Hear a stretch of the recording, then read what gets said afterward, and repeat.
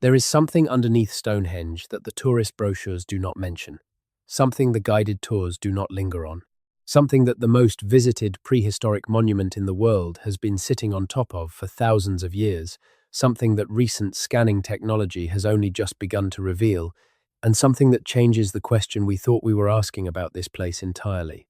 We thought we were asking about a circle of stones on a plain in Wiltshire. It turns out we may be asking about something much larger, something that goes down as well as up. Something that the builders of Stonehenge knew about and used and built above on purpose, and that we are only now beginning to understand. If you are settling in tonight, finding a comfortable position, letting the weight of the day start to lift, then you have found the right place to be. These stories are not in a hurry. They do not need to make their point quickly and move on. They breathe. They take the long way. They follow the question wherever it goes, into the dark and the deep and the ancient, at a pace that the night itself seems to prefer. If you find yourself drifting somewhere in the middle of all of this, that is exactly what this is for. If you're watching this to fall asleep, that's exactly why I make these videos. Maybe subscribe and let me know, where are you right now, and what time is it? The story of Stonehenge is one of the most told stories in the world. It has been told so many times, in so many formats, by so many voices, that it might seem like there is nothing left to say. Every schoolchild knows the circle, every tourist has seen the photograph. Every documentary has followed the familiar arc, the mystery of how the stones were moved, the theories about druids and solstice celebrations and astronomical alignment, the debates about who built it and why. The story has been told so often that it has begun to feel like a complete story, like a story that has been worked through to its conclusion and can now be repeated as established fact. But Stonehenge is not a complete story. It has never been a complete story. It is a question wearing the clothes of an answer. And the question it is actually asking is one that goes much deeper, in every sense of that word, than the stones themselves. The scanning began in earnest in the second decade of the 21st century, as part of a major research initiative that brought together archaeologists, geophysicists, remote sensing specialists, and a range of other technical experts in an effort to produce the most comprehensive picture ever assembled of what lay beneath and around the famous monument. The technology involved was extraordinary by the standards of what previous generations of researchers had access to. Ground-penetrating radar, magnetometry, resistivity surveys, LiDAR, seismic profiling. Multiple methods applied to the same landscape, cross-checked against each other, the results assembled into three-dimensional models of the subsurface that revealed the Stonehenge landscape not as a flat chalk plain with a circle of stones standing on it, but as a layered and complex underground environment that had been modified, used, and shaped by human activity across a span of time far greater than anyone had previously appreciated. What the scans found beneath and around Stonehenge included things that had been suspected but not confirmed, things that had not been suspected at all, and things that remain genuinely difficult to interpret. The confirmed things include a more extensive network of pits, ditches, banks, and buried features than had been visible from the surface or recoverable by earlier methods. The new things include anomalies in the chalk substrate that have characteristics consistent with artificial modification, but that do not map onto any previously known category of Neolithic feature. And the difficult-to-interpret things include a set of subsurface passages that appear in the scanning data as linear features running through the chalk below and around the monument, features that are distinct from anything produced by natural geology and that are oriented in ways that do not seem accidental. The word tunnel is one that archaeologists use carefully because it carries connotations of deliberate construction and specific purpose that the evidence does not yet fully support. The subsurface linear features revealed by the scanning data are not obviously the same as the tunnels that a modern engineer would recognize. They are not circular in cross-section. They do not have smooth, lined walls. What they appear to be, in the interpretation of some of the researchers who have examined the data, are passages through the chalk, some natural in origin but subsequently enlarged or modified, and some showing characteristics that suggest they were shaped deliberately for human use.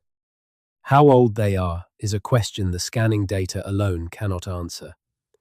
Ground-penetrating radar and magnetometry reveal the presence and shape of subsurface features, but do not date them.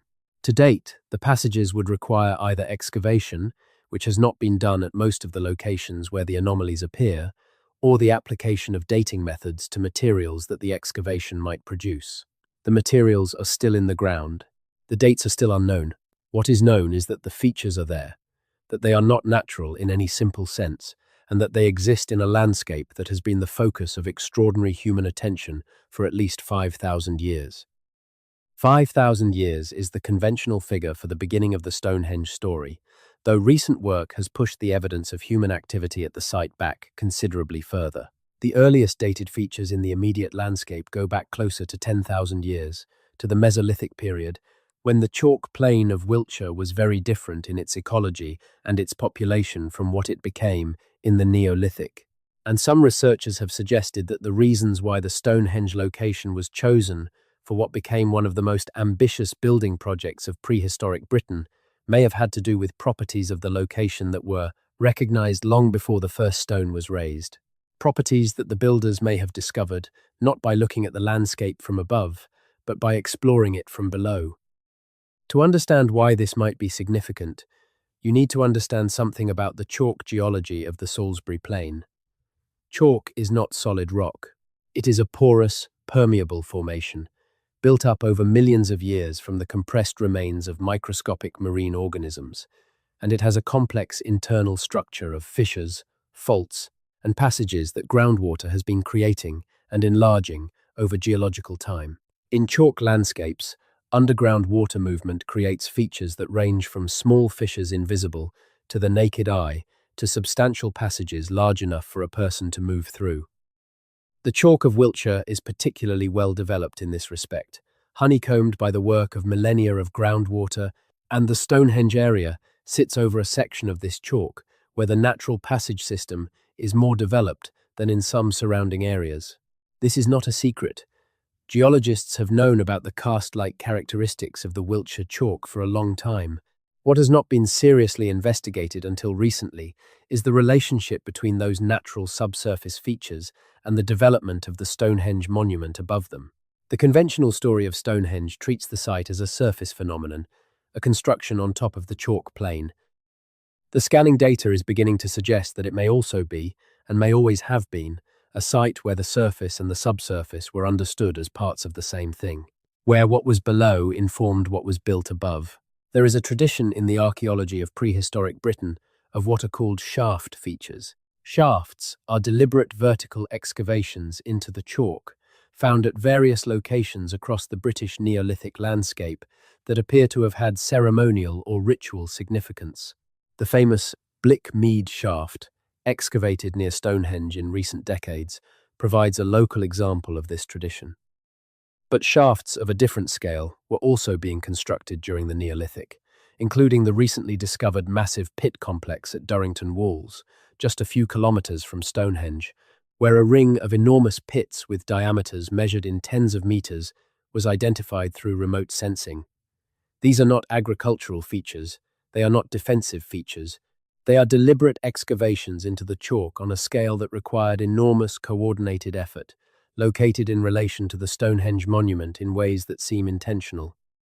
If you were a person of the British Neolithic, living in a landscape where the chalk beneath your feet was known to contain passages and chambers, revealed by the work of water over geological time, and if you were a person whose ceremonial and spiritual life centered on the relationship between the world above and the world below, between the living and the dead, between the visible and the hidden, you might find particular significance in a place where the underground was accessible, where the passage between surface and depth was available, where you could go down as well as stand above. The Neolithic peoples of Britain were deeply concerned with this passage. The evidence for it is everywhere in the archaeological record. The long barrows and passage tombs that dot the landscape of prehistoric Britain are built around the idea of a threshold between the world of the living and the world of the dead, a physical passage through which the transition could be made and marked. The internal chambers of the great Neolithic monuments, Newgrange in Ireland, Wayland's Smithy in Oxfordshire, West Kennet in Wiltshire, just a few kilometres from Stonehenge, are passages. Deliberate passages through stone and earth into chambered interior spaces where the dead were placed and the living came to perform ceremonies that we can observe archaeologically, even if we cannot fully interpret them. Stonehenge itself, in the mainstream interpretation, is not a passage tomb. It is an open monument, a circle of standing stones with sightlines to astronomical events rather than an enclosed chamber leading inward and downward. But the mainstream interpretation of Stonehenge has been revised so many times, in light of so much new evidence, that treating any aspect of it as settled is probably unwise. The monument we see today is not the monument that was built. It is the latest stage of a construction sequence that extended over roughly 1,500 years, from approximately 3000 BCE to 1500 BCE, and that involved multiple reconfigurations, additions, and changes of purpose that we are still trying to understand. What Stonehenge was in its final form may have been quite different from what it was in earlier stages, and what lay below it and around it may have been as important to its builders as what stood above. The scanning data is most provocative when it is considered alongside the oral and mythological traditions associated with Stonehenge and the broader Salisbury Plain landscape. These traditions are late, in the sense that the earliest written versions come from medieval sources, centuries after the monument had ceased to be actively used and millennia after the most intensive period of its construction. They cannot be taken as direct records of what the Neolithic builders believed or intended, but they are old enough and consistent enough across multiple independent accounts to carry at least the echo of something that was once understood about this place. In the medieval traditions surrounding Stonehenge, the monument is associated with Merlin, the wizard who, in the Arthurian legends, is credited with magically transporting the stones from Ireland to their current location. The Merlin legend is usually understood as a later invention, a medieval mythologizing of a monument that had become mysterious through the long passage of time since its construction. But embedded within the Merlin legend, and within the broader tradition of Arthurian geography that associates particular power and significance with the Salisbury Plain, there are references to underground spaces, to chambers beneath the landscape, to a world below the world that is accessible to those who know how to find the entrance. Whether these references preserve a genuine folk memory of actual Neolithic practice, of the use of natural and modified chalk passages in the ceremonial life of the people who built Stonehenge, or whether they are purely literary inventions of the medieval imagination, drawing on universal themes of underground mystery, is impossible to determine from the texts alone. But the convergence of the medieval literary tradition with the archaeological scanning data is at minimum an interesting coincidence, and at maximum a thread worth pulling carefully. The pulling requires patience. It requires the willingness to follow a thread that connects modern geophysical technology to medieval literary tradition, to Neolithic archaeology, to Mesolithic site selection, to the deep geology of chalk formation over millions of years. It requires the kind of interdisciplinary attention that no single researcher can maintain alone and that institutional academic structures do not always support. And it requires a tolerance for uncertainty, for the state of knowing that something significant is there without yet knowing precisely what it is or what it means. The researchers who have worked with the scanning data from the Stonehenge landscape have that tolerance. They are careful in their language. They describe anomalies rather than tunnels when the evidence does not clearly support the more definitive term. They note orientations without claiming certainty about purpose. They report what the data shows and distinguish carefully between what can be concluded from it and what can only be suggested. This carefulness is scientifically appropriate. It is also, inevitably, a little frustrating for anyone who wants to know the answer now. The answer is not available now. It may be available in a decade, if excavations are funded and conducted at the locations where the anomalies appear, and if those excavations produce materials suitable for dating and cultural identification. It may take longer. It may turn out that some of the anomalies have perfectly mundane explanations, and that only a subset of them represents the kind of deliberate human modification that the most interesting interpretations suggest. Or it may turn out that the conservative interpretations have been conservative to a fault, and that what is under Stonehenge is genuinely extraordinary. The evidence available now is enough to say that the question is real. That the scanning data has revealed a subsurface landscape beneath Stonehenge that has not previously been understood and that has characteristics consistent with human modification.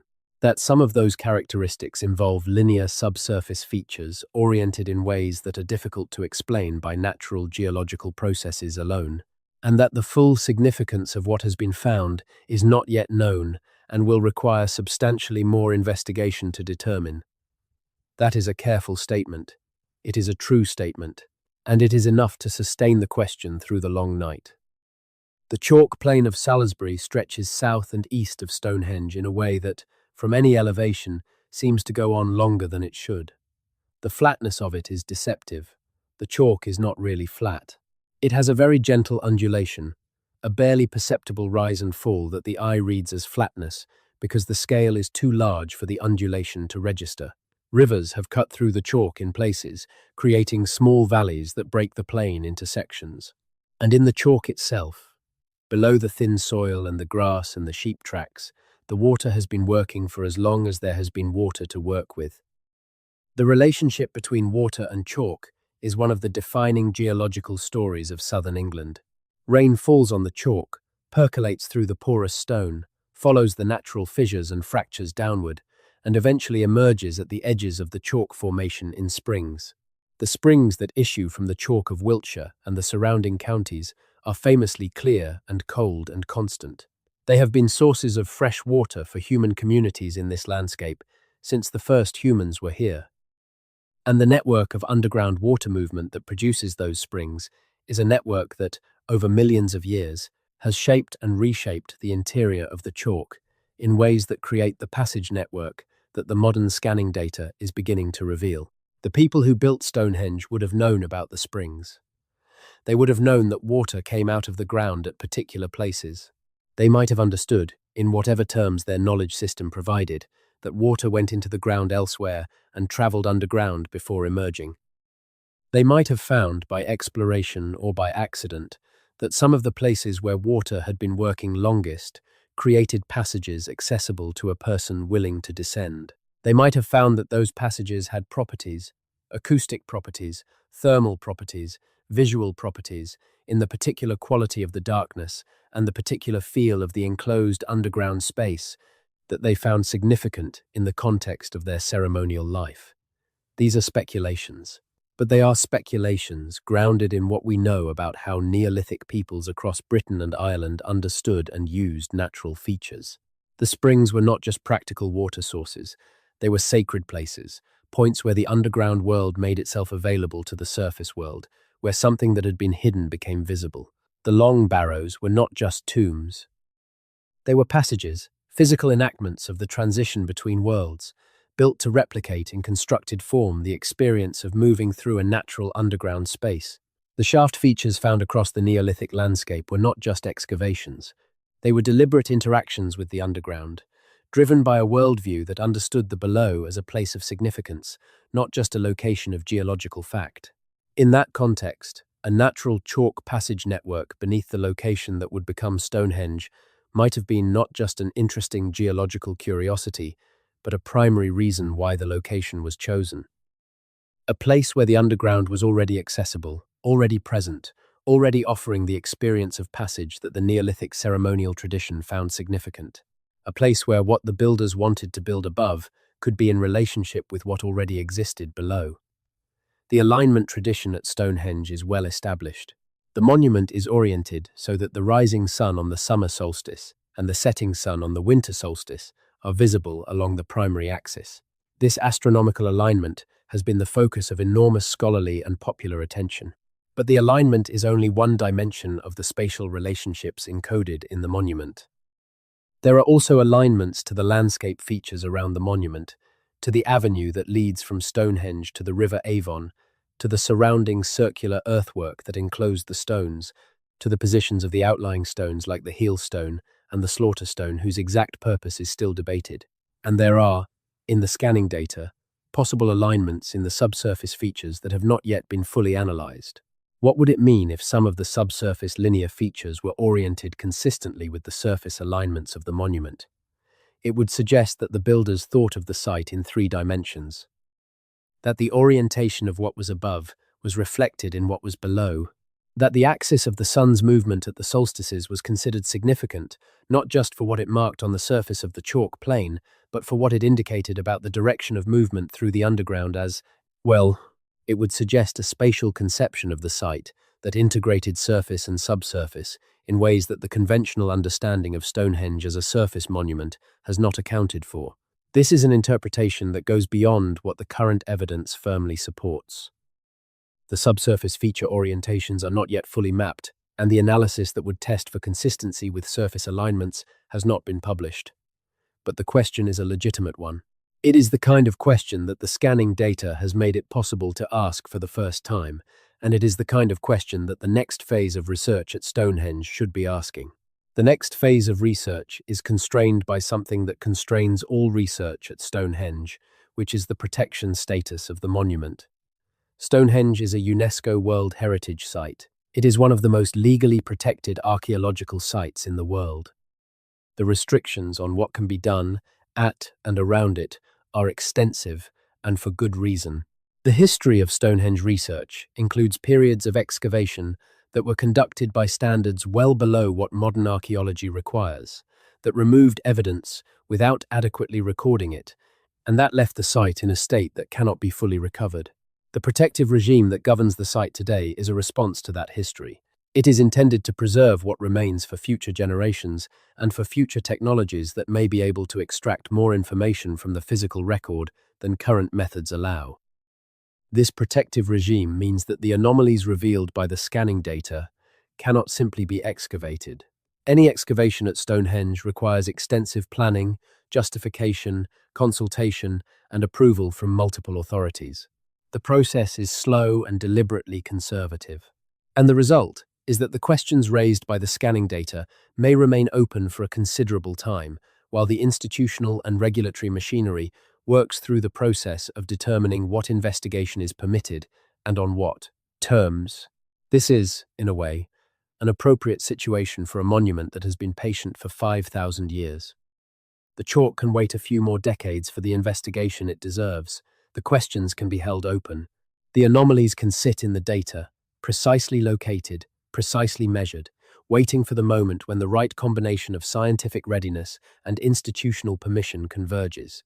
What the scanning data has already done, regardless of when excavation becomes possible, is change the frame. Before the comprehensive geophysical survey, Stonehenge was understood as a surface monument with a reasonably well-mapped immediate landscape. After the survey, it is understood as the visible element of a much more complex three-dimensional site, one whose full extent and whose full significance have not yet been determined and cannot be determined without investigation that has not yet been authorized. The frame has shifted from relative certainty to productive uncertainty, from a story that seemed told to a story that has revealed itself to be much longer than anyone realized. That shift is the most important thing the scanning data has produced. Not the specific anomalies, as remarkable as some of them are, the shift in how we understand what kind of thing Stonehenge is. The recognition that what we thought we were looking at, a surface monument on a chalk plain, was always also something below that surface, something that the builders knew about and incorporated into their conception of the site in ways we are only beginning to appreciate. The Preseli Hills of Wales, from which the famous Stonehenge bluestones were transported, are a landscape of a completely different character from the Salisbury Plain. They are rocky, elevated, windswept, the kind of hills that feel old in a specific way, old and exposed and indifferent to the weather that rolls across them from the west. The bluestones, spotted dolerite and rhyolite, come from outcrops in those hills.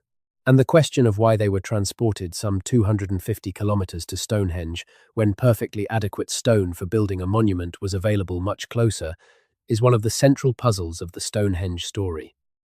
The most common answer has been that the bluestones had special significance for the people who transported them, that they were not just stone but something more, sacred objects from a sacred landscape, brought to Stonehenge because of properties they were believed to possess.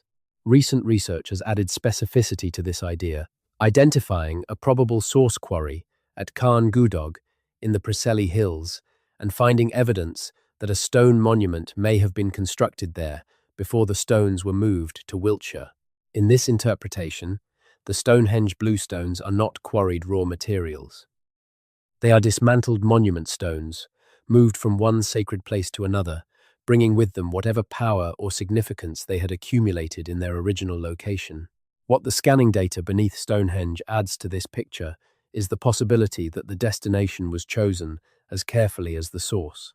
That Stonehenge was not just a convenient location in the landscape of Salisbury Plain, but a specific place with specific properties that made it the right place to bring stones of this significance, and that among those properties, the underground world that the scanning data reveals was a primary consideration rather than an incidental geological fact. The acoustic properties of Stonehenge have been studied by researchers interested in archaeoacoustics, the study of sound in ancient monuments. Work done at the monument, and at a scale model of it, has found that the stone circle has distinctive acoustic effects. That sound behaves in ways inside and around the monument that would have been remarkable to anyone present during ceremonies. Drumming and chanting within the circle produce reflections and resonances that give the space a quality quite different from the open plain surrounding it. These acoustic properties are a function of the stone arrangement, not of the underground, but they point to the possibility that the experiential qualities of the space were as important to the builders as its visual and astronomical properties. If the underground passages connected to the Stonehenge site have acoustic properties of their own, as natural chalk passages often do, the experiential richness of the site as a whole becomes even more complex. The combination of the astronomical alignment above, the distinctive acoustic environment at the surface, and the underground passage system below would create a place with an extraordinary range of physical experiences available to whoever used it. An experience of the sky, an experience of sound, an experience of descent, of the particular sensory environment of an enclosed underground chalk passage, dark and cool and resonant in ways that are different from any surface environment. We do not know if the passages were used in this way. We do not know if they were used at all, or if they were simply present and known and held as significant without being entered. We do not know enough about what happened at Stonehenge to say with confidence what any specific feature was for. The honest answer to most specific questions about Stonehenge purpose is that we do not know, and that the monument has been sufficiently studied for long enough that the things we do not know are probably things we will not know without substantially new evidence and substantially new methods of analysis.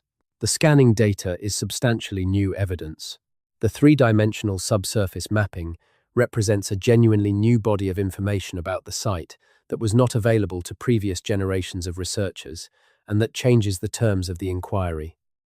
The analysis of that data is ongoing. The results that have been published are preliminary and will certainly be refined as the analytical work continues. And the physical investigation that would convert the scanning anomalies from questions into answers is in the future, constrained by the protection regime that governs the site. In the meantime, the anomalies sit in the data, precisely located, precisely measured, waiting. There is something fitting about that.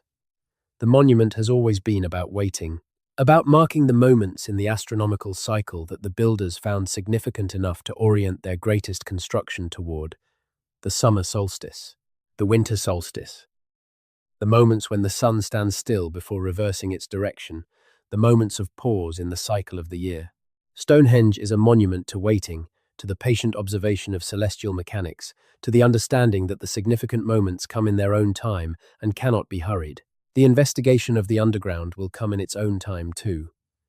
It will not be hurried by impatience or enthusiasm or the cultural appetite for discovery. It will come when the institutional conditions are right, when the research design is sufficiently developed to justify the disturbance the excavation requires, when the collaborative frameworks are in place between the research institutions and the regulatory bodies and the heritage organizations and the communities who have legitimate interests in what happens at this site.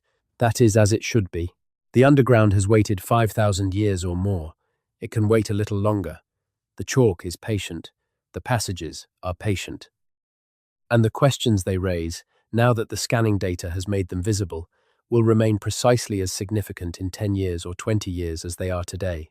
The knowledge that something is there, even if we do not yet know exactly what it is, changes everything about how we relate to the site.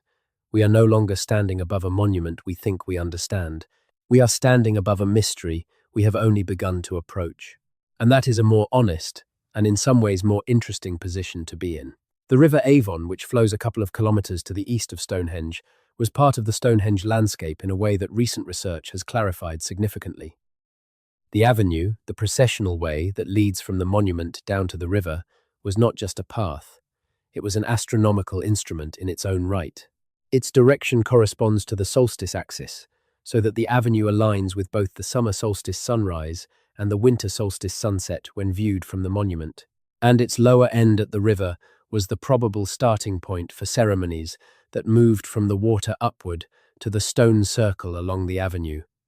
The river was significant. Water is always significant in prehistoric British ceremonial contexts. The deliberate deposition of objects in rivers and bogs, the placement of human remains at the edges of wetlands, the association of water sources with sacred meaning, all of this is woven through the archaeology of prehistoric Britain from the Mesolithic onward.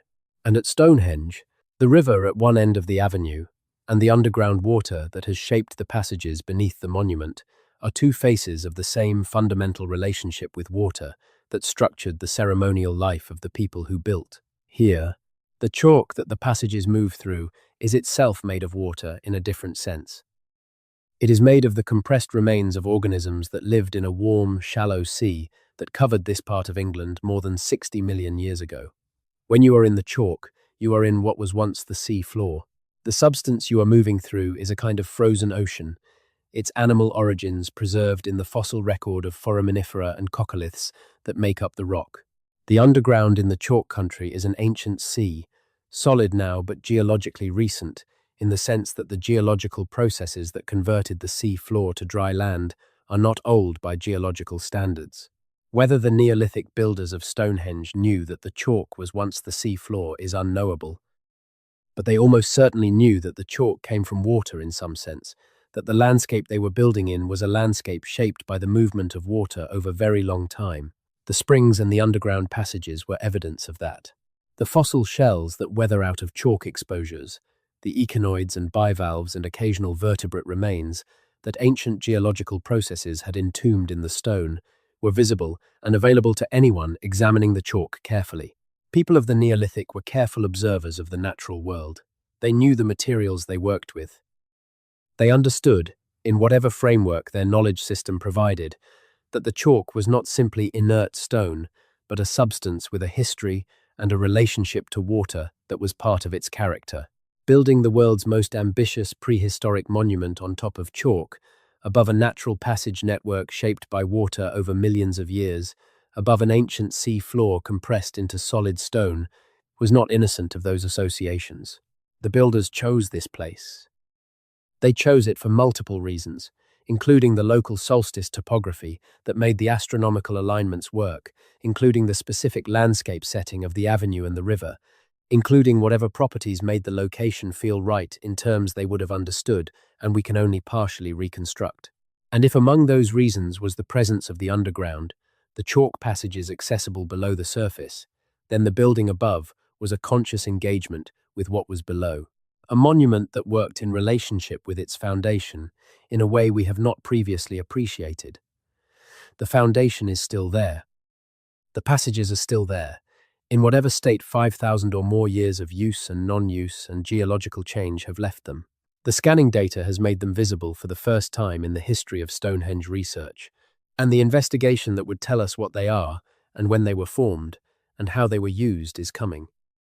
In the meantime, the monument stands on its chalk plain, the stones that have stood there through so many generations of human history still standing, the grass still growing between them, the sheep still grazing in the surrounding landscape, and the solstice sun still rising and setting along the axis that the builders marked with such extraordinary effort, above and below, surface and depth, the visible and the hidden, both are Stonehenge. Both have always been Stonehenge. We are only now beginning to understand both. The debate about who built Stonehenge has been running for as long as anyone has been writing about the monument. In the medieval period, the answer was Merlin. In the 17th and 18th centuries, the answer was the Druids, an identification so persistent that it has never been fully dislodged from popular culture despite being thoroughly rejected by modern archaeology. In the 19th century, the answers multiplied as early archaeologists began to apply systematic methods to the site and its surroundings, producing interpretations that varied from the astronomical observatory to the healing sanctuary to the monument of the dead.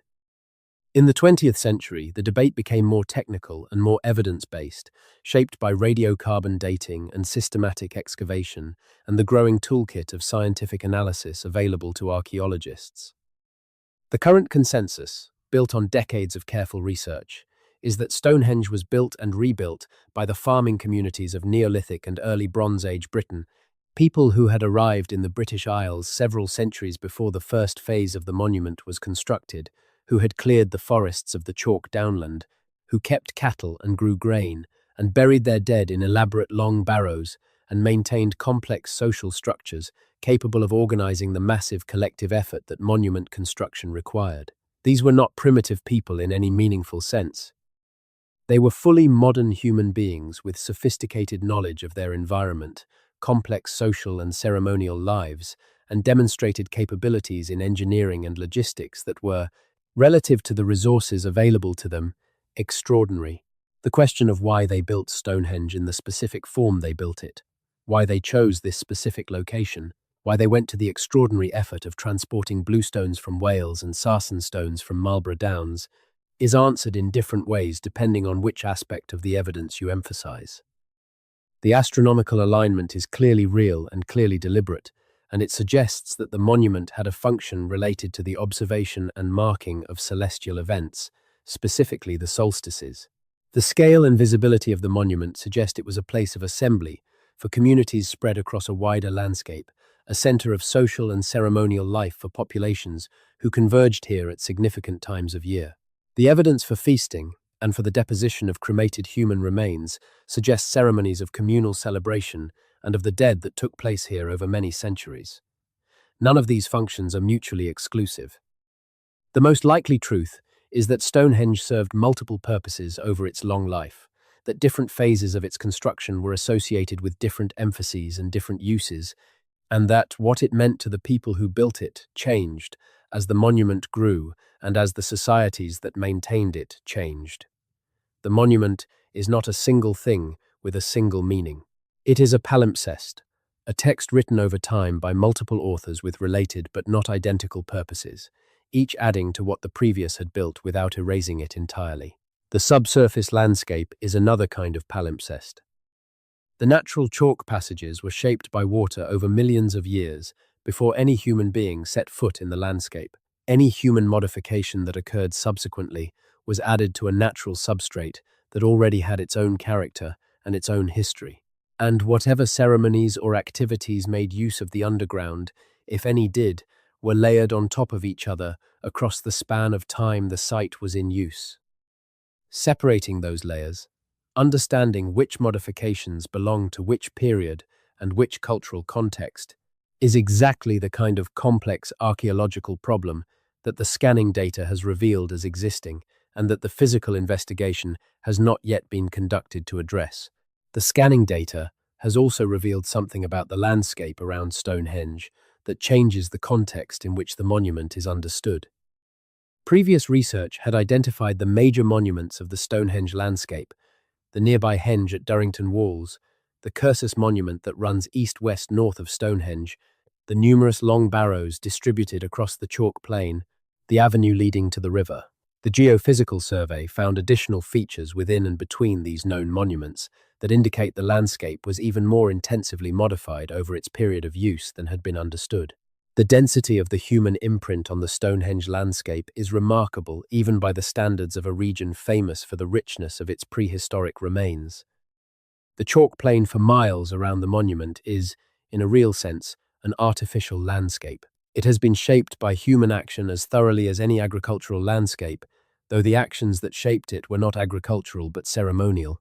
Every part of the plain was, at some point in the period of intensive use, either dug into or built on, or walked along, or deposited in.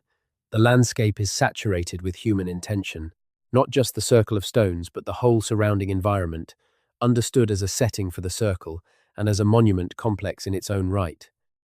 In this saturated landscape, The subsurface features are not anomalies in the sense of exceptions to an otherwise natural environment. They are additional layers of the same intentional engagement with the landscape that produced everything visible on the surface. They are the underground component of a landscape that was, above and below, comprehensively organized by human purpose.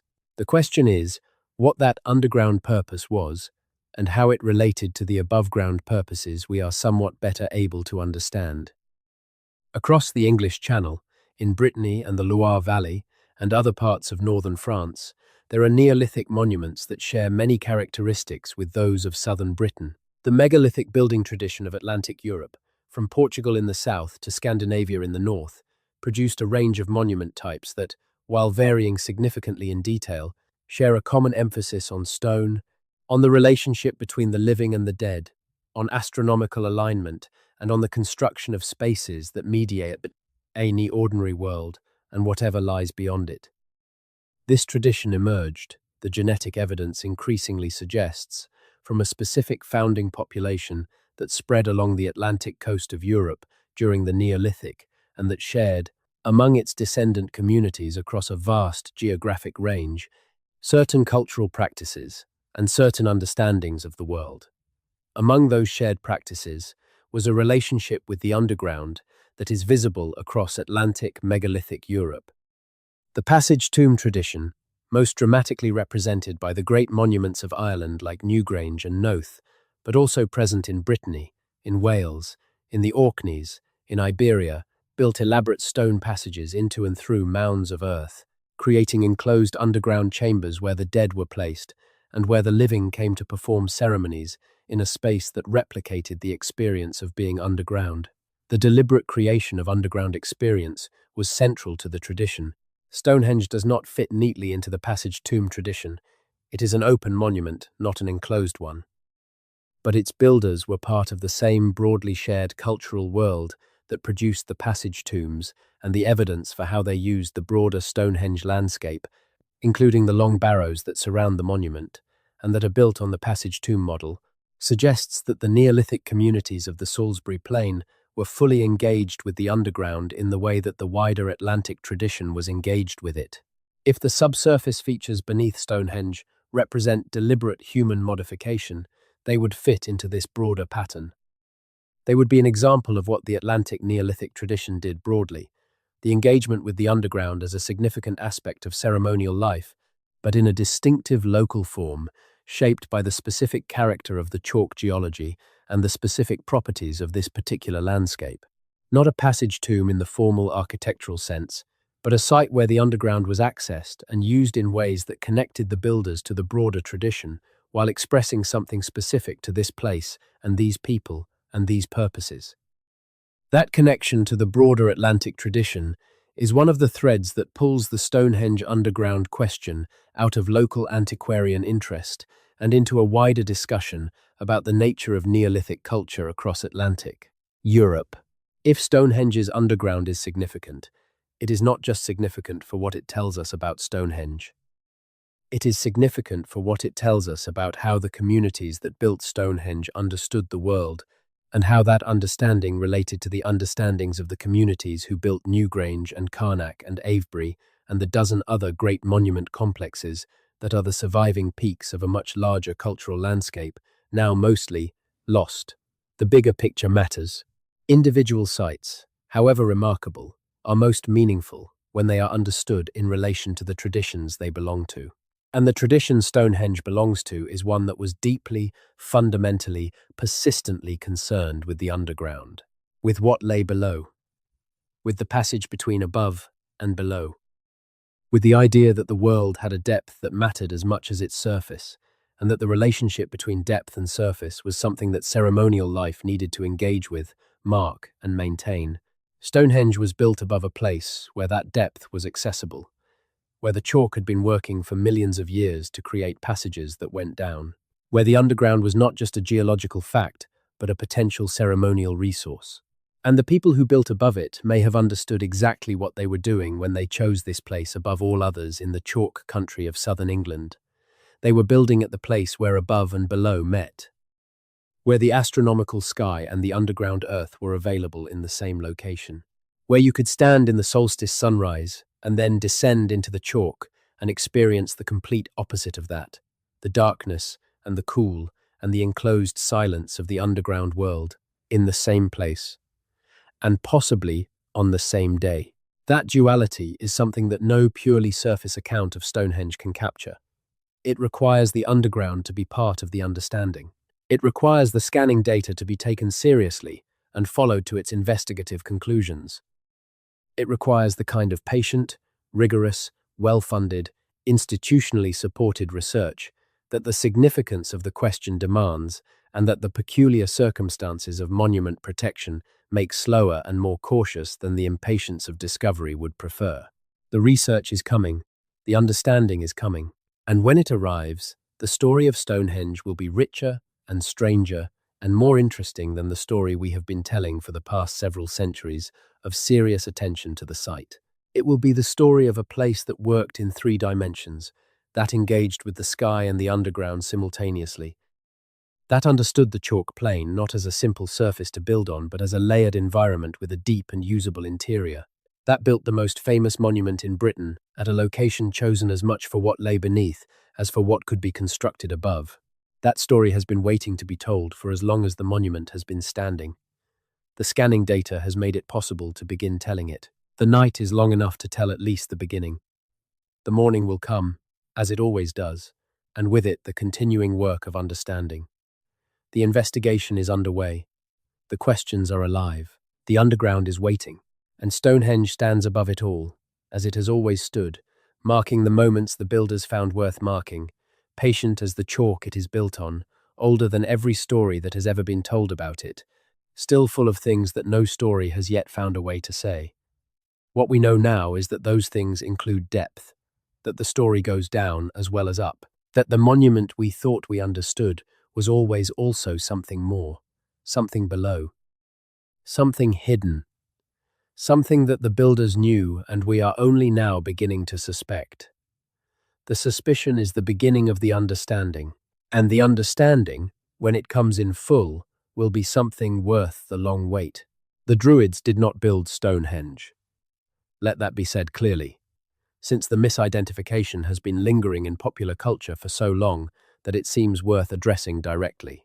The Druids were a priestly class documented in Iron Age Celtic society, a group that flourished in the centuries immediately before and during the Roman period in Britain, roughly from the 4th century BCE to the 1st and 2nd centuries CE. Stonehenge was built between approximately 3000 BCE and 1500 BCE. There is a gap of 1,000 years or more between the latest phase of Stonehenge construction and the earliest possible existence of the Druids as a definable cultural phenomenon. The Druids could no more have built Stonehenge than the builders of Stonehenge could have known about the Roman Empire. The misidentification persists partly because of its emotional, satisfying quality. The image of robed priests performing midnight rituals among the ancient stones has a narrative power that historical accuracy cannot easily compete with, and partly because it was given authoritative status in the 17th century by the antiquarian John Aubrey, who proposed the connection in a work of serious scholarly intent that happened to be wrong in this particular attribution. Once the Druid-Stonehenge connection was established in print, it took on a life that subsequent archaeological correction has never entirely extinguished. The actual people who built Stonehenge were not members of any group we have a name for. They were the farming communities of Neolithic Britain whose genetic and cultural origins lay in migrations from the continent several centuries before the first phase of the monument was built. They were people who cleared the woodland of the chalk downland, kept cattle, grew grain, buried their dead with elaborate ceremony in long barrows, and maintained social structures that could organize the enormous coordinated labor that monument construction required. They did not write. They left no texts. What we know of them comes from the material record of their lives and deaths, the pottery and tools and animal bones and architectural remains and human skeletal material that archaeology has recovered from thousands of sites across southern Britain. These people, over the course of roughly 1,500 years, built and rebuilt and reconfigured the monument at Stonehenge in a sequence of phases whose full detail is still being worked out, but whose broad outline involves the initial construction of the earthwork enclosure and the first arrangement of stones in the early to middle Neolithic, followed by the addition of the bluestone circle brought from Wales, followed by the erection of the Great Sarsen trilithons and the outer Sarsen circle that form the iconic image of the monument as it appears today. Each phase involved planning, logistics, social organization, and physical effort on a scale that commands respect regardless of the specific cultural context that motivated it. The people who built Stonehenge are, in a genetic and cultural sense, both ancestral and not ancestral to the modern population of Britain. The ancient DNA research of the past decade has complicated the simple story of cultural continuity that earlier interpreters sometimes assumed. The Neolithic farming communities who built the early phases of Stonehenge were subsequently, in the 3rd millennium BCE, largely replaced by incoming populations from the continent, the Beaker people, whose genetic contribution is substantial in modern British populations. The cultural transformation that accompanied this population replacement was profound. The monument-building tradition of the Neolithic gave way to the Beaker culture's different practices and different priorities, though Stonehenge itself seems to have continued to be used and modified into the Bronze Age. The people who built the final form of Stonehenge may have been the descendants of the population that replaced the original builders, in which case, the monument that exists today is a product of both cultural traditions, the original Neolithic vision, and the Bronze Age completion, carried out by people who were biologically different from the founders but who maintained, in some form, the relationship with this specific place that motivated the original construction. What continuity of meaning existed between the Neolithic originators and the Bronze Age completers is unknown. The monument was old by the time the Sarsen circle was raised. Its origins may have been as mysterious to the later builders as it is to us. This multi-generational, multicultural construction history is relevant to the question of the underground because it means that the relationship between the monument and its subsurface environment may have been understood differently at different periods. The natural chalk passages were there throughout. Any human modifications to them, if such modifications exist, could belong to any or multiple phases of the monument's use. The scanning anomalies may represent features of Neolithic origin or Bronze Age origin, or some combination. Without physical investigation, the relationship between the underground and the specific phases of above-ground construction cannot be determined. What can be said is that the underground was there throughout, that the chalk beneath the monument was as much a part of the physical reality of the site in 3000 BCE as it is today, that the people who chose this place, whether they chose it for the astronomical topography or for the existing ceremonial associations of the landscape or for properties that we have not yet identified, would have known about the chalk's character. They would have found the springs. They would have traced the water. They might have found the passages. If they found the passages, they would have found them significant. In a worldview where the underground was not just geological but meaningful, where the transition between surface and depth was a transition between the world of the living and whatever lay beyond, a natural passage into the chalk would not have been simply an interesting geological curiosity. It would have been a door. The door is still there. Covered now, or at least unexcavated, but present in the scanning data as a feature whose shape and extent and orientation can be determined with increasing precision as the analytical work continues. It has been a long time since anyone was last aware of it as a door. It may have been a long time since anyone used it, but the door is there. What comes through a door, when the door has been closed for 5,000 years, is a question that the investigation will eventually have to answer. For now, it is enough to know the door exists. To know that what we thought was a solid surface had an opening in it. To know that the monument we stand above when we visit Stonehenge is the top of something that goes further down than any tourist brochure mentions. That further down is what makes this story so interesting, and so incomplete, and so worth staying with. The night is long. The chalk is patient. The underground is waiting.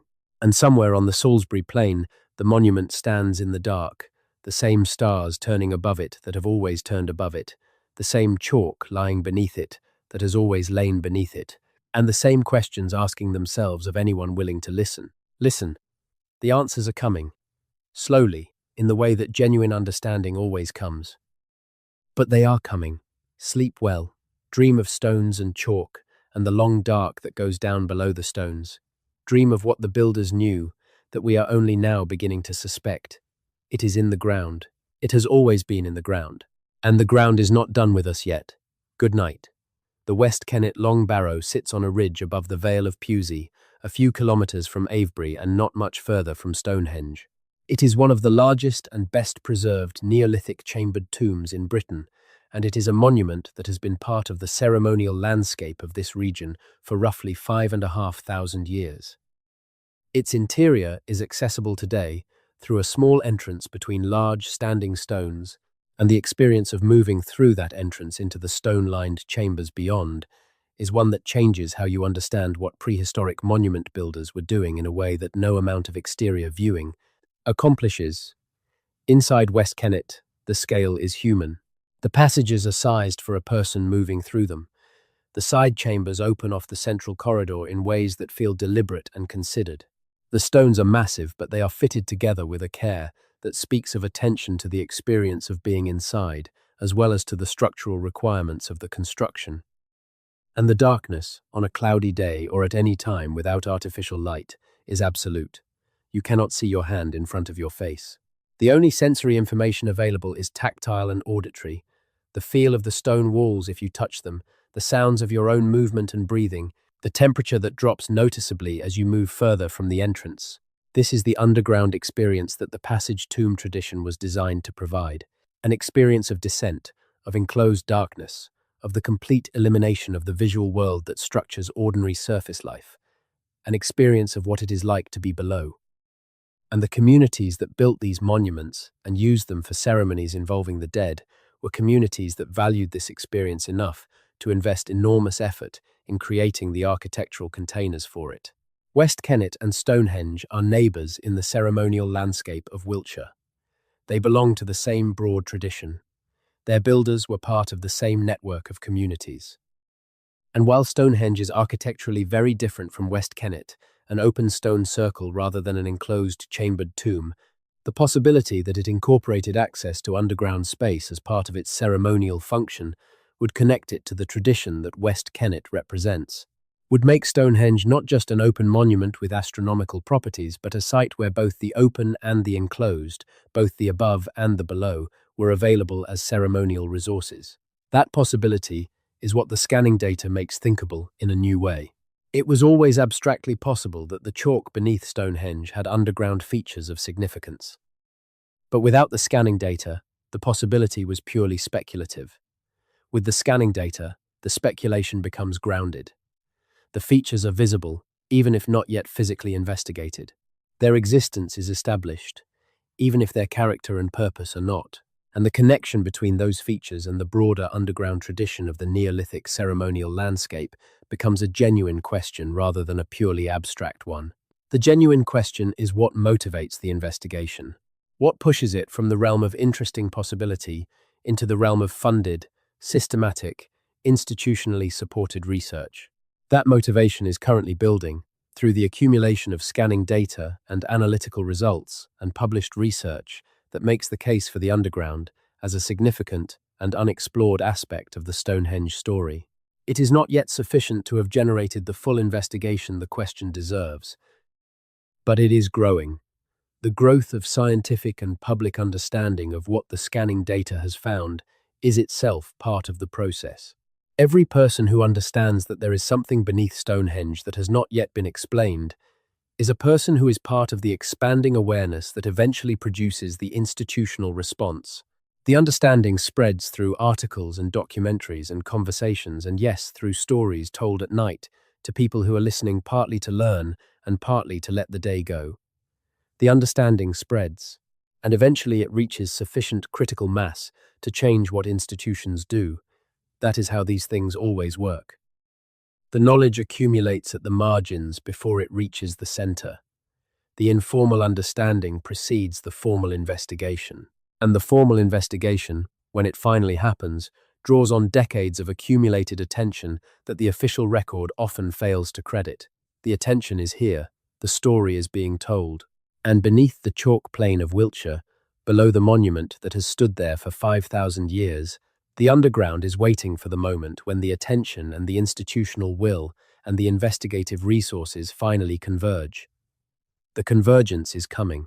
Avebury is larger than Stonehenge. That fact surprises many people who encounter it for the first time, because Stonehenge dominates the public imagination in a way that Avebury, despite being one of the most remarkable prehistoric monuments in the world, does not. The Avebury Henge encompasses an area large enough to contain the modern village of Avebury within its boundaries, the village having grown up inside the prehistoric monument over the centuries when the stones were being gradually removed for building material. Walking through Avebury today means walking through the monument, which is an experience quite different from visiting Stonehenge, where barriers keep visitors at a respectful distance from the stones themselves.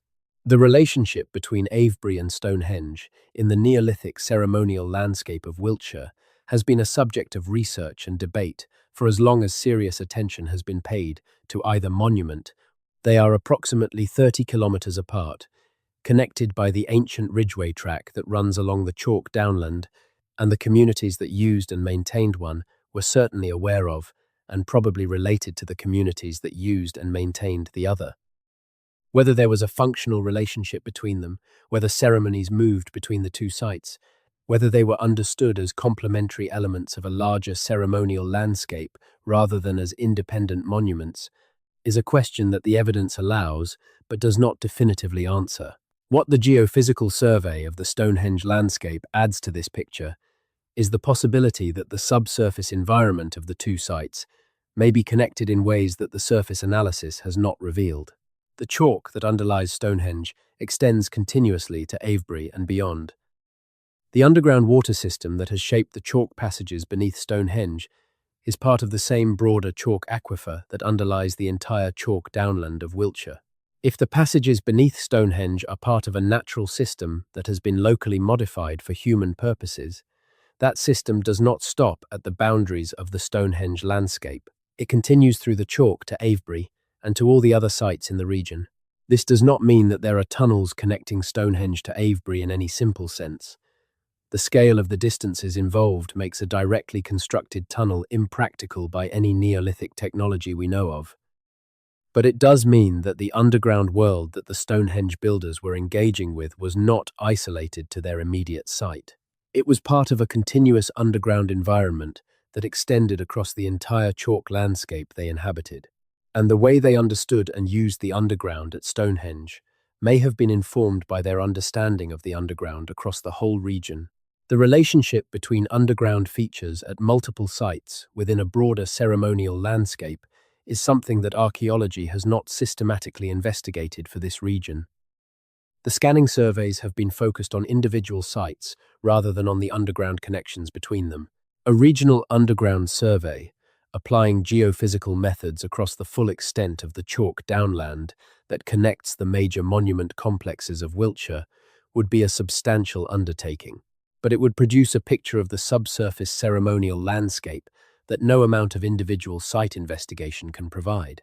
It would show whether the underground, like the surface, was organized in ways that connected the sites to each other and made the landscape as a whole a coherent network of related ceremonial spaces.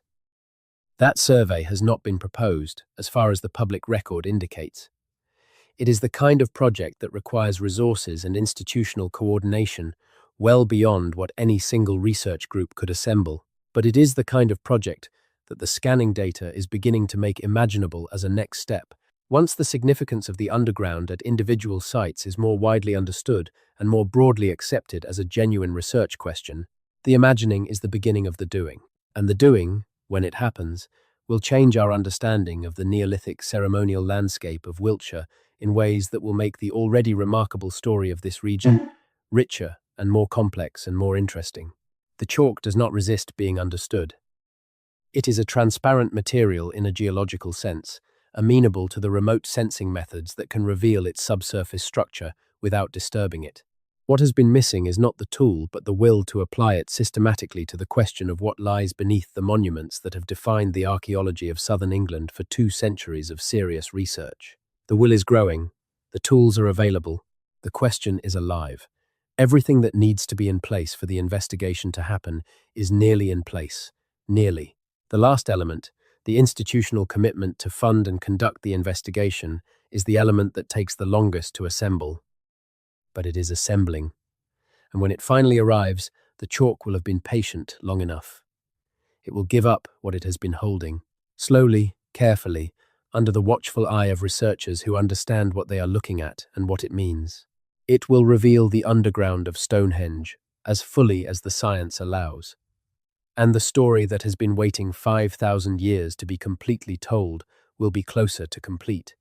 Not finished. Never quite finished, because the past is never fully recoverable, and the mystery of human intention across deep time is never fully transparent, but closer, substantially closer, close enough to change the story in ways that matter. That change is worth waiting for. The patience required is minimal compared to the patience the chalk has already demonstrated. And the reward, when the investigation produces its results, will be a genuinely new understanding of one of the most studied sites in the world. New understanding of the most studied. That is always the most surprising kind of discovery. The one that comes not from finding something nobody knew existed, but from finding something that was always there, beneath the surface of what everyone thought they knew, waiting for the right question to be asked in the right way. The right question has been asked. The scanning data asked it. The underground anomalies asked it. The comparison with the passage tomb tradition asked it. The oral and literary traditions associated with the site asked it in their own ways, which were less rigorous, but not without their own kind of pointing towards something real. The question is, what is below? The answer is coming. Sleep now, if the night has taken you that far. Or stay a little longer in the question, if the question is what you need. Either is exactly right. Either is what this was made for. The monument stands on its plane. The chalk is below it. The passages are in the chalk, and the story of what they mean is on its way. Good night. The thing that is easy to forget about Stonehenge, when you are standing near it, or looking at photographs of it, or reading about it, is how strange it actually is. Not strange in the sense of inexplicable or alien, strange in the sense of genuinely unprecedented, a choice of form and scale and location that required someone, at some point in the early 3rd millennium BCE, to decide that this specific thing, this specific arrangement of enormous stones in this specific place, was what the moment called for.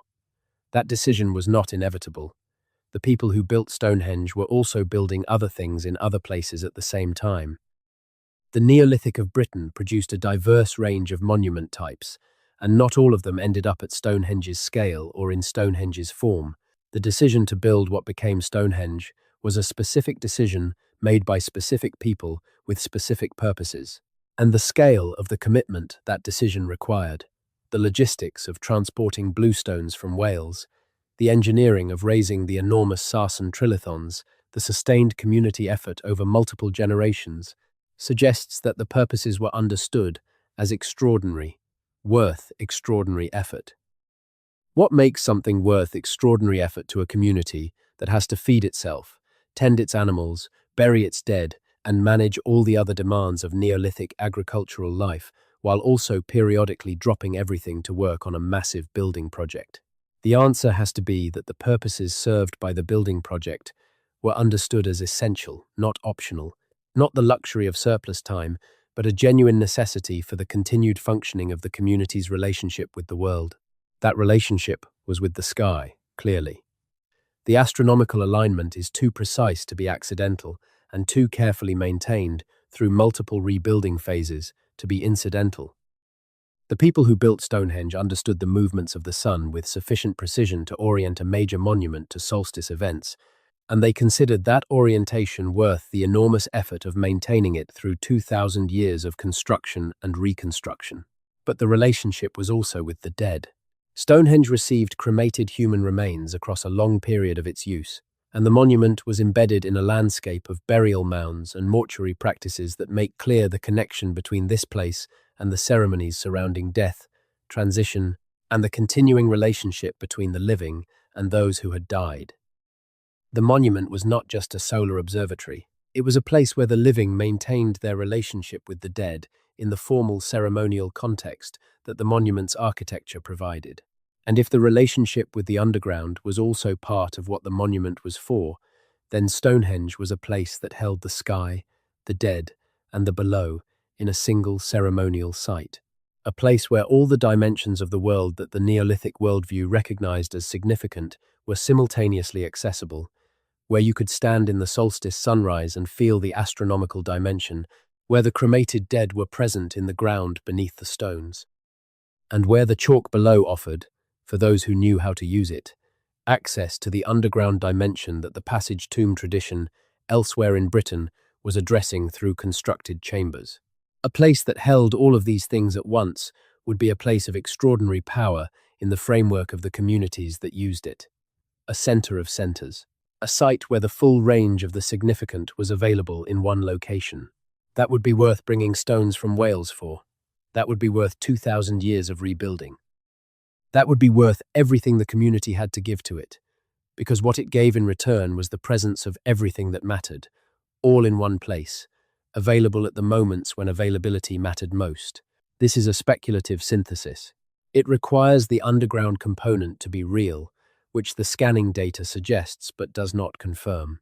It requires a particular interpretation of how the Neolithic worldview organized its sense of what mattered, which is necessarily provisional, given how little we know about the specific cognitive and ceremonial life of these communities. And it requires a willingness to think about Stonehenge as something more than an architectural achievement, as a place that was understood and used in ways that integrated multiple dimensions of significance that we typically treat as separate. But the speculative synthesis is not arbitrary. It is grounded in what the archaeology tells us about the monument and the people who built it. It is consistent with what the scanning data reveals about the subsurface environment. And it is consistent with the broader patterns of how Atlantic Neolithic communities related to the underground across the full range of monument types they built. The synthesis is, in other words, at least as plausible as the more restricted accounts that treat Stonehenge as primarily an astronomical monument or primarily a mortuary site. It takes more of the evidence into account. It makes the site richer and more complex, and it asks more interesting questions than the simpler accounts allow. Those more interesting questions are what research should be pursuing, not settling for the less complex account when the evidence suggests the more complex one, not excluding evidence because it is difficult to interpret, but following the complexity wherever it leads, and being honest about what is established and what is still uncertain along the way. That is what the best Stonehenge research has always done, and that is what the next phase of Stonehenge research, informed by the scanning data and its implications, will need to continue doing. The monument demands it. It has been demanding it for 2 centuries of serious archaeological attention. Every time researchers thought they had understood it, it turned out to have another dimension, another layer, another aspect of complexity that the previous understanding had not accounted for. That pattern is not going to change just because the scanning data adds a new layer. There will be more layers after this one. The monument is that kind of place. The kind that keeps revealing more of itself as the questions get better. The questions are getting better, the scanning data has improved them significantly, and the investigation they call for will improve them further. The night is long, the monument is patient. And the questions, as always, are more numerous than the answers. That is exactly as it should be. The solstice is the moment when the sun appears to stand still. The word itself comes from the Latin for sun standing, and the moment it describes is the point in the year when the sun's daily arc across the sky reaches its northernmost or southernmost extent and then reverses. At the summer solstice, the sun rises at its most northerly point on the horizon and sets at its most southerly. At the winter solstice, the opposite. In the days immediately around the solstice, the sun rises at almost exactly the same point on the horizon as the previous day, moving so slowly that the change is imperceptible. Then it begins to move again, back toward the equinox and beyond. The standing of the sun is a moment of apparent cosmic pause, a moment when the regular motion of the sky seems to hesitate. And in a worldview that understood the movements of celestial bodies as significant for the organization of time and the performance of ceremony, that moment of pause would have been charged with importance. The moment when the regular order momentarily stops. When the sun, which has been moving one way for 6 months, stops and begins to move the other way. when the year turns. At Stonehenge, that moment is framed by architecture. The northeast-southwest axis of the monument aligns to the summer solstice sunrise and the winter solstice sunset, so that an observer at the center of the monument will see the sun rise and set in relationship with the stones in a way that no other location in the landscape provides. The moment of cosmic pause is given a physical context. The standing of the sun is answered by the standing of the stones. This is not a subtle astronomical observation.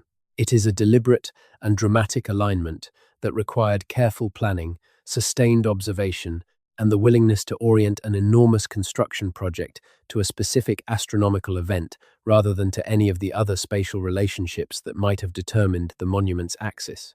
The people who made this decision knew what they were doing. They had been watching the sky long enough to know exactly where the solstice sunrise appeared on the horizon.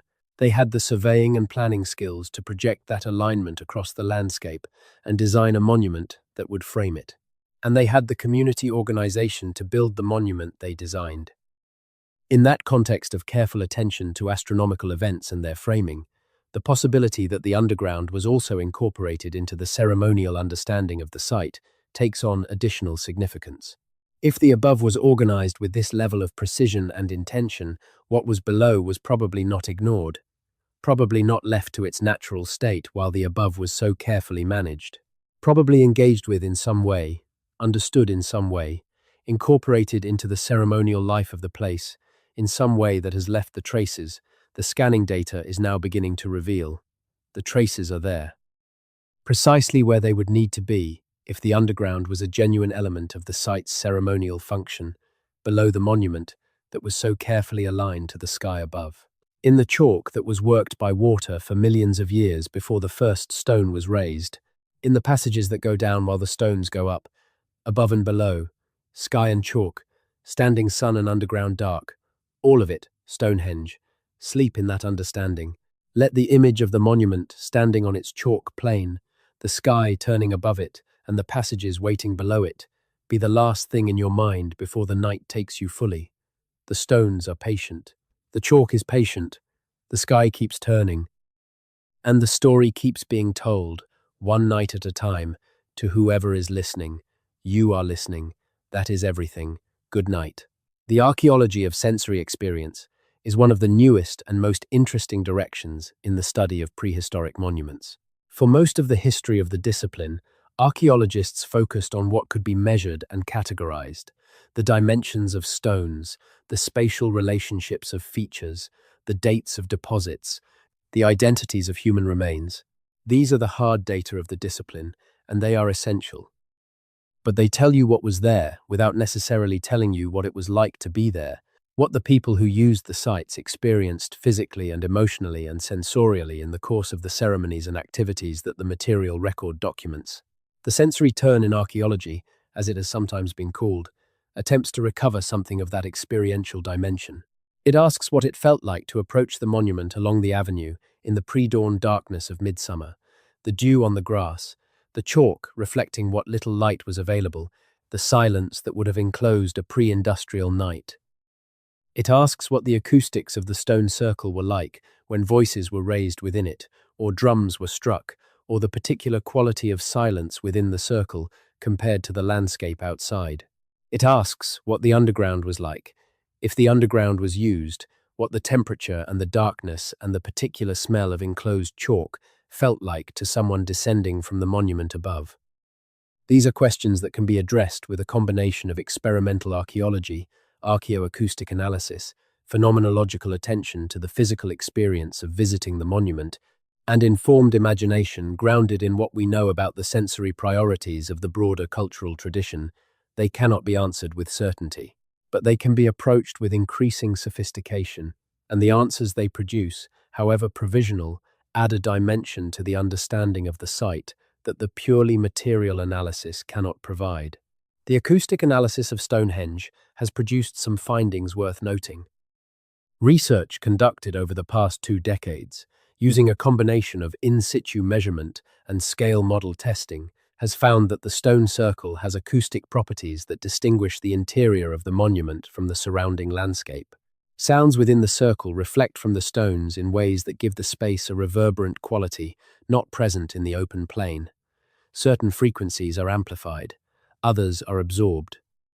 The specific acoustic signature of the monument interior depends on the state of the stones, their current arrangement rather than the original complete configuration, but the studies have been consistent in finding that sound behaves differently inside Stonehenge than it does outside. Whether this acoustic difference was intentional, whether the builders specifically designed the stone arrangement with acoustic effects in mind, is debated. The alternate explanation is that the acoustic properties are a byproduct of building a circle of large stones in open landscape, not something specifically engineered. The two explanations are not easily distinguishable from the available evidence. What is not disputed is that the acoustic difference exists, and that it would have been experienced by anyone performing ceremonies within the circle. If the underground passages also have distinctive acoustic properties, as natural chalk cavities often do, and if those passages were used for ceremonial purposes, then the underground would have added an acoustic dimension to the Stonehenge experience that was qualitatively different from what was available on the surface. The enclosed chalk underground has a silence that is different from open-air silence, and the sounds it produces when people move or speak or perform music within it are amplified and reflected in ways that create a very distinctive sensory environment. That environment, in the context of a community for which the underground had deep ceremonial significance, would have been a powerful part of the ceremonial experience of the site. The sensory richness of the complete Stonehenge experience, if the underground was indeed part of it, would have been extraordinary. The visual drama of the solstice alignment, the acoustic reverberance of the stone circle, the darkness and enclosure and particular silence of the underground, the transition between these environments as part of a single ceremonial event, moving from the surface to the below and back again. All of it in a location that the community understood as the most significant ceremonial site in their landscape. That richness is part of why the question of the underground matters beyond the purely archaeological. It matters for what it tells us about the total human experience of this place, about the full range of what the builders were creating and what the participants in the ceremonies here were experiencing. About the relationship between architecture and experience that the Neolithic builders understood and exploited with a sophistication we are still working to appreciate. The scanning data has made it possible to ask the experiential question in a new way. Not just what did the surface look like, but what was the full spatial environment that the site provided, including its below-ground component. The answer to that question is still developing, but the question itself is now grounded in evidence, in a way it was not before the comprehensive geophysical survey. That grounding changes things. It makes the experiential question an archaeological question, not just a phenomenological speculation. And archaeological questions have methods for being addressed that phenomenological speculations do not. Those methods are being developed. The sensory archaeology of Stonehenge is a research program in its making, informed by the scanning data and by the broader theoretical framework of sensory archaeology and by the specific questions about underground use that the anomalies in the scanning results have made urgent. The making takes time. The research program does not spring fully formed from the first good question. It develops through iterations of fieldwork and analysis and publication and critique and revision, through the accumulation of evidence and the testing of interpretations, through the slow convergence of multiple lines of inquiry on a picture that is progressively more complete and more reliable. The convergence is happening. Slowly, as it always happens, but it is happening. And the picture is getting clearer. The underground is becoming visible in the scanning data and in the research programs it is motivating, and in the broader scholarly conversation that the anomalies have opened. The visibility is increasing. The clarity is increasing. And the story that the underground has been keeping while the surface story was told and retold is approaching the moment when it can be told too. That moment is not tonight. But tonight, the story is a little further along than it was before you listened. The question is a little more alive. The underground is a little more acknowledged. That accumulation matters. All of these accumulations matter. The knowledge that spreads through stories like this one is part of the mechanism by which the formal research eventually happens, because the formal research happens in a context of public and institutional understanding, and that understanding is built one story at a time. This story has been one more stone in the path, one more step toward the investigation, one more night of the question being alive in a new mind. That is enough. That is exactly enough. Sleep now. The monument is on its plane. The chalk is below it. The passages are in the chalk. The investigation is coming. And you, wherever you are part of the reason it will. Good night. There is a specific kind of knowledge that lives in landscapes. Not the knowledge you carry in your mind, not the knowledge in books or databases, but the knowledge that is embedded in the physical form of a place. The knowledge that the landscape itself has accumulated through everything that has happened in it, and everything that has been done to it, across whatever span of time it has been a human landscape. The chalk plain of Wiltshire is this kind of landscape. It carries, in its physical form, the accumulated knowledge of every generation of humans who have lived in it, moved through it, modified it, built on it, buried their dead in it, and organized their ceremonial lives around its monuments. That knowledge is not always accessible. Much of it is below the surface, literally, in the features that archaeology can find and interpret. Some of it is in the monuments that have persisted above ground. Some of it is in the oral traditions that have survived in attenuated form through the long passage of time from the Neolithic to the present. And some of it is in the landscape itself, in the way the terrain is organized, in the relationships between natural features and constructed ones, in the implicit logic of a landscape that has been used for a specific purpose for a very long time. The scanning data adds a new layer to the accessible knowledge of this landscape. It makes visible things that were previously hidden, features whose existence was suspected in some cases and not suspected in others, characteristics of the subsurface environment that change how the landscape is understood and what questions can be asked about it. This new accessibility is itself a form of knowledge production, the generation of information that did not previously exist in any usable form. That new information is in the process of being integrated into the existing understanding of the Stonehenge landscape. The integration is happening through the academic literature, through conference presentations and research papers, and the slow accumulation of specialist discussion that eventually produces a revised consensus. It is happening through popular communication, through documentary films and magazine articles and stories like this one that carry the findings to audiences beyond the specialist community. And it is happening through the practical impact on research priorities, through the new questions that the scanning data motivates and the new investigations it makes it possible to justify. The integration is incomplete. The scanning data is relatively recent, and the process of interpreting it is ongoing. The investigations it calls for have not yet been conducted. The revised understanding it will eventually produce is still in formation. We are in the middle of the process, not at its completion. And the middle of a process of this kind is a place of productive uncertainty, where the old understanding has been disrupted and the new understanding has not yet fully formed. That productive uncertainty is where the most interesting thinking happens, when you know enough to know that you do not know enough, when the evidence is sufficient to establish that the question is real, but insufficient to fully answer it, when the investigation is motivated but not yet complete. The productive uncertainty about the Stonehenge underground is where the research stands right now. The question is established. The investigation is motivated. The completion is in the future. And the in-between is where the thinking is happening. The speculation grounded in evidence, the interpretation guided by method, the understanding slowly converging on something more accurate than what preceded it. That convergence is what makes this moment in Stonehenge research interesting even before the decisive investigations have been conducted. The convergence itself is something to pay attention to.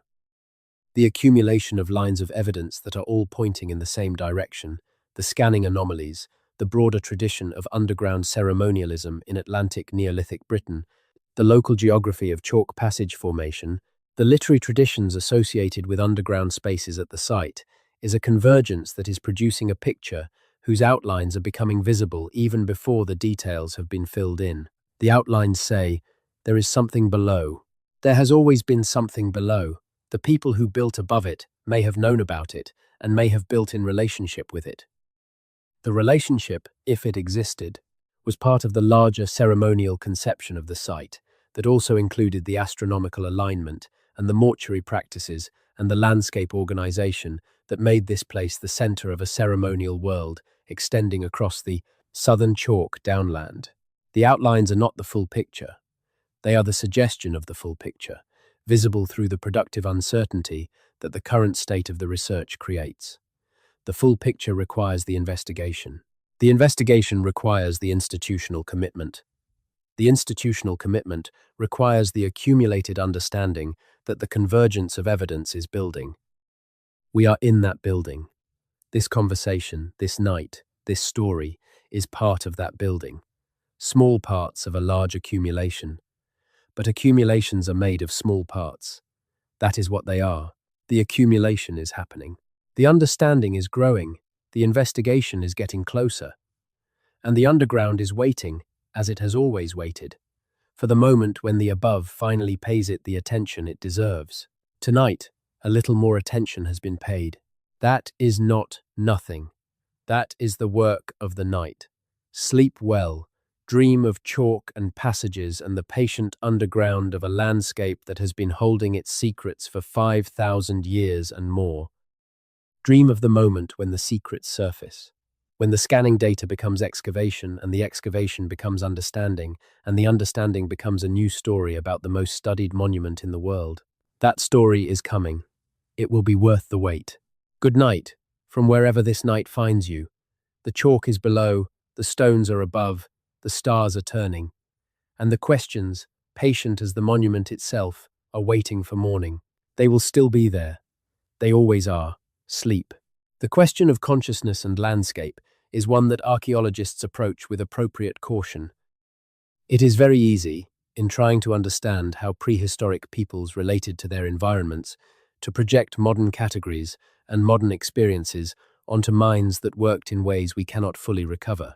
The assumption that a Neolithic farmer standing on the chalk plain of Wiltshire experienced the landscape the way a modern tourist experiences it would be obviously wrong. The assumptions we need to make in order to understand how the landscape was experienced and what significance was attributed to its features require careful grounding in the archaeological and comparative ethnographic evidence, and even then, the reconstruction is partial and provisional. But the caution appropriate to the specifics should not prevent us from asking the general question, which is what it might have meant to these communities to live in a landscape that they understood as charged with significance at multiple levels simultaneously.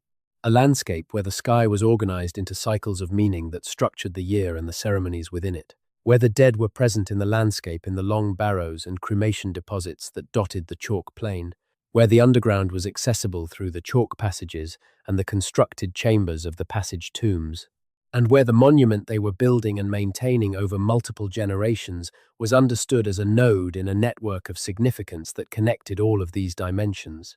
Living in a landscape organized that way would be a qualitatively different experience from living in the landscape we inhabit today, even if the physical chalk plane looks similar from a distance. Every feature would carry associations. Every journey across the landscape would be a movement through a map of significance. Every season would bring its appropriate ceremonies at the appropriate places.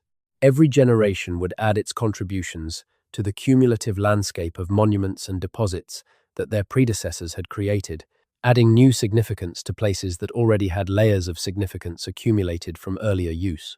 The cumulative quality of the Stonehenge landscape is visible in the archaeology. The monument was not built once and left unchanged. It was rebuilt, extended, and modified over 1,500 years by communities that were adding to a tradition they had inherited rather than starting fresh.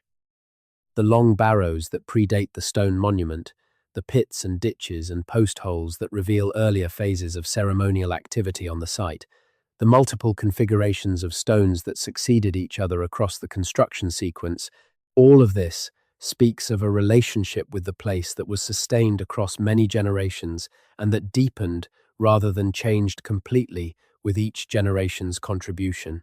That depth of relationship produces a particular kind of landscape knowledge. Not just knowing where things are, but knowing why they are there, what they mean, who made them, what happened here before, and what will happen here again. The communities that maintained Stonehenge over 1,500 years carried with them, in their oral traditions and their ceremonial practices, a knowledge of this place that accumulated with each generation. The first builders knew the natural properties of the location. The second generation knew what the first had built and what the building had taught them about the place. The third generation knew what the second had modified and why. And so on, accumulating across the centuries, until the monument reached the form in which we encounter it, carrying within itself the history of every generation that had contributed to it. The underground was part of that accumulated knowledge. If the chalk passages were known and used from the beginning, then knowledge of them would have accumulated with the same continuity as knowledge of the above-ground features. If they were discovered at some point during the long construction history, the discovery would have been incorporated into the understanding of the site and transmitted to subsequent generations as part of what was known about this place. The knowledge would not have been lost within the continuous tradition of use. It would have been part of the living understanding of the site for as long as the site was in active ceremonial use. When the active ceremonial use ended, whenever that was and however it happened, the living knowledge would have begun to decay. The specific understanding of what the underground was for and how it was used would have been among the first elements to fade, because it was the most specific and the most dependent on the continued practice of the ceremonies that gave it context. The general memory of the underground, as a significant element of the site, might have persisted longer, in the oral traditions and mythological associations that maintained a connection to Stonehenge through the Iron Age and Roman period and into the medieval era when the written record begins. The medieval literary traditions that associate Stonehenge with underground chambers, with Merlin's underground realm, with the idea of a world below the world accessible through the monument, may be the last trace of that long decay of specific knowledge. Not accurate accounts of Neolithic practice, but echoes of the awareness that the underground had been part of what this place was about, preserved through the long passage of time in the cultural form that could survive when the specific content had been lost. Echoes are not nothing. They are evidence of a signal that was once stronger. And the signal they echo, however faintly, is the same signal that the scanning data is now independently revealing. The underground was there. The underground was significant. The underground was part of Stonehenge. The convergence of the echo and the data is one of the more striking aspects of the current moment in Stonehenge research. The modern geophysical technology and the medieval literary tradition are not normally sources that would be expected to reinforce each other. They belong to different epistemic worlds, one the world of scientific measurement, and the other the world of narrative and mythological association. But both, approached with appropriate critical attention to what they can and cannot tell us, are pointing in the same direction. That convergence does not prove the interpretation. Convergence of evidence always requires careful evaluation, because convergence can result from coincidence or from motivated reasoning that finds connections between things that are not actually connected. The literary traditions that associate Stonehenge with underground spaces might reflect the universal human mythological tendency to locate significant things below rather than above, rather than a specific memory of Neolithic practice at this site. The scanning anomalies might have natural geological explanations that do not involve human modification. Both possibilities need to be tested, not assumed in either direction. The testing is what the investigation is for, and the convergence, evaluated critically, is what motivates the investigation without prematurely determining its conclusions. That is the right relationship between evidence and interpretation. The evidence motivates the question without dictating the answer. The investigation pursues the question without assuming the answer. The conclusion follows from the investigation rather than preceding it. And the resulting understanding, however it differs from the current interpretation, is more reliable than anything that could be achieved by assuming rather than investigating. The investigation is what comes next. The convergence of evidence has made the case for it sufficiently strong that the institutional support will eventually follow. And when it does, the underground of Stonehenge will be examined with the same rigor that the surface has been examined with for 2 centuries of systematic archaeology. The chalk is ready. The passages are waiting. The investigation will come, Tonight, we wait with them. The sound of the wind across the Salisbury Plain at night is a particular kind of sound.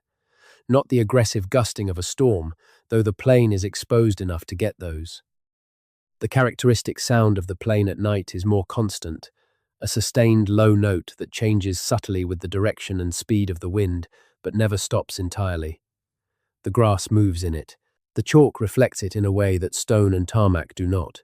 And standing at Stonehenge in that wind at night, the sound would be all around you, coming from every direction at once, the acoustic environment as consistent and as directionless as the visual darkness. It is easy, in that environment, to understand why the Neolithic people who used this place were so attentive to the sky. When the visual and acoustic environment at ground level is relatively uniform, relatively undifferentiated, the dramatic events that occur above it stand out with unusual clarity. The rising of the moon, the appearance of the planets, the particular quality of the light just before and after sunrise, the changes in the constellations as the seasons progress. These events would have had an immediacy and a drama against the dark and wind-sound background of the plain that they do not have in the visually and acoustically complex environment of a modern life. The night sky over the Salisbury Plain before artificial light was presumably what every night sky was before artificial light, the overwhelming number of stars visible under good conditions, the Milky Way, a broad smear across the dome of the sky, the planets bright enough to cast shadows, the moon in its phases bright enough to work by, an environment of extraordinary astronomical richness that made the sky the most informative and the most dramatic feature of the world available to human perception. In that context, building a monument aligned to the most dramatic solar events, the solstices, was not an abstract astronomical project. It was a direct engagement with the most striking thing in the immediate environment, with what was most visible, most regular, most dramatic, most available for the purpose of organizing time and meaning. The sky was the reference point because the sky was the most consistent and most legible feature of the world as it was experienced from this location, and the underground was the opposite. Where the sky was visible, the underground was dark. Where the sky was vast, the underground was enclosed. Where the sky was moving, the underground was still. The two were the defining poles of the spatial world as experienced from the chalk plain, and a ceremonial life organized around the relationship between them would have been using the complete spatial vocabulary available to people in this landscape. That is what the monument may represent, in its fullest form. Not just the sky, not just the dead in the long barrows, but the complete relationship between the full spatial world of the chalk plain, from the stars above to the chalk passages below, organized and made available for ceremonial engagement at the place that the communities of the Salisbury Plain had, over generations of accumulated understanding, determined was the right place for all of it. The right place because of the astronomical topography, the right place because of what lay below, the right place because of the landscape of the avenue and the river and the surrounding plain that framed it, the right place because of the accumulated significance of all the generations who had found it the right place before. Stonehenge is the right place. It has always been the right place. The scanning data is beginning to show us why it was right in more dimensions than we previously understood. The full understanding is coming. The patience required to wait for it is the same patience the monument has always invited from those who stand before it. Not the impatience of wanting the answer now, but the patience of knowing that the answer is worth waiting for and that the waiting itself is part of the relationship with the question. That relationship is old. Older than archaeology. Older than writing. As old as the first person who stood on the chalk plain before any stuffin was raised and looked at the sky and felt that this place, this specific arrangement of land and sky and underground, was worth marking. They marked it. Across generations. Across millennia. And what they marked is still here, above and below, waiting to be fully understood by anyone patient enough to ask the right questions in the right way. You have been patient enough tonight. You have asked, by listening, the right questions. Sleep now. The plain is quiet. The monument stands in the dark. The chalk is below it. And the story is not finished. But you have heard enough of it for tonight. Good night. The final image, the one to carry into sleep, is not the circle of stones at midday under a tourist sun. It is something quieter than that, and something older. It is the monument at winter solstice, just before dawn, in the pre-industrial darkness that the chalk plain of Wiltshire would have offered before the age of artificial light. The stones are dark against a sky that is beginning, just barely, to lighten at the northeastern horizon. The wind is doing what the wind does on the plain, a steady presence that has been there through the whole of the night. The grass is cold and damp. The chalk beneath is as old as marine creatures that died millions of years before the first human being walked on it. And somewhere in the darkness at the center of the stone circle, someone is waiting. Waiting for the light that is about to come, that this monument was built to frame and receive and make meaningful. Waiting in the darkness that is about to become dawn. Waiting in the knowledge that the sun will rise in exactly the place the monument has always told them it would rise, along the axis they have maintained across so many generations of rebuilding, framed by the stones in the precise way that makes the alignment visible. The wait is almost over. The light is almost here. The sun that has been standing still for the days around the solstice is about to begin its return, the long retreat from winter towards summer, the lengthening of days that the community has been marking here and celebrating here, and mourning the temporary absence of here for as long as anyone remembers. Below them, in the chalk, the passages are waiting in their own darkness, unmoved by the approaching dawn that is about to change everything above. The underground has its own relationship with time, measured not in the daily cycles of the sun, but in the geological cycles of water and stone, and the approaching solstice sunrise is a surface event that does not reach the underground directly, though it reaches the people who will descend into it and carry their understanding of the sky with them when they go. The sun rises, along the axis, into the space between the stones, in exactly the way it has always risen here on this morning. The community gathered at the monument sees what they came to see. The alignment holds. The sky and the stones are in the relationship they have always been in. The year has turned. Below, the chalk is patient. The passages are patient. The questions are patient. And you, wherever the night has taken you, are patient too. Sleep well. Dream of solstice light on chalk stone. Dream of the turning year and the monument that marks it, and the underground that holds it, and the long human story that is still being told in the stones and the chalk and the scanning data and the questions that keep getting better. The story is told for tonight. The rest waits for morning. Good night.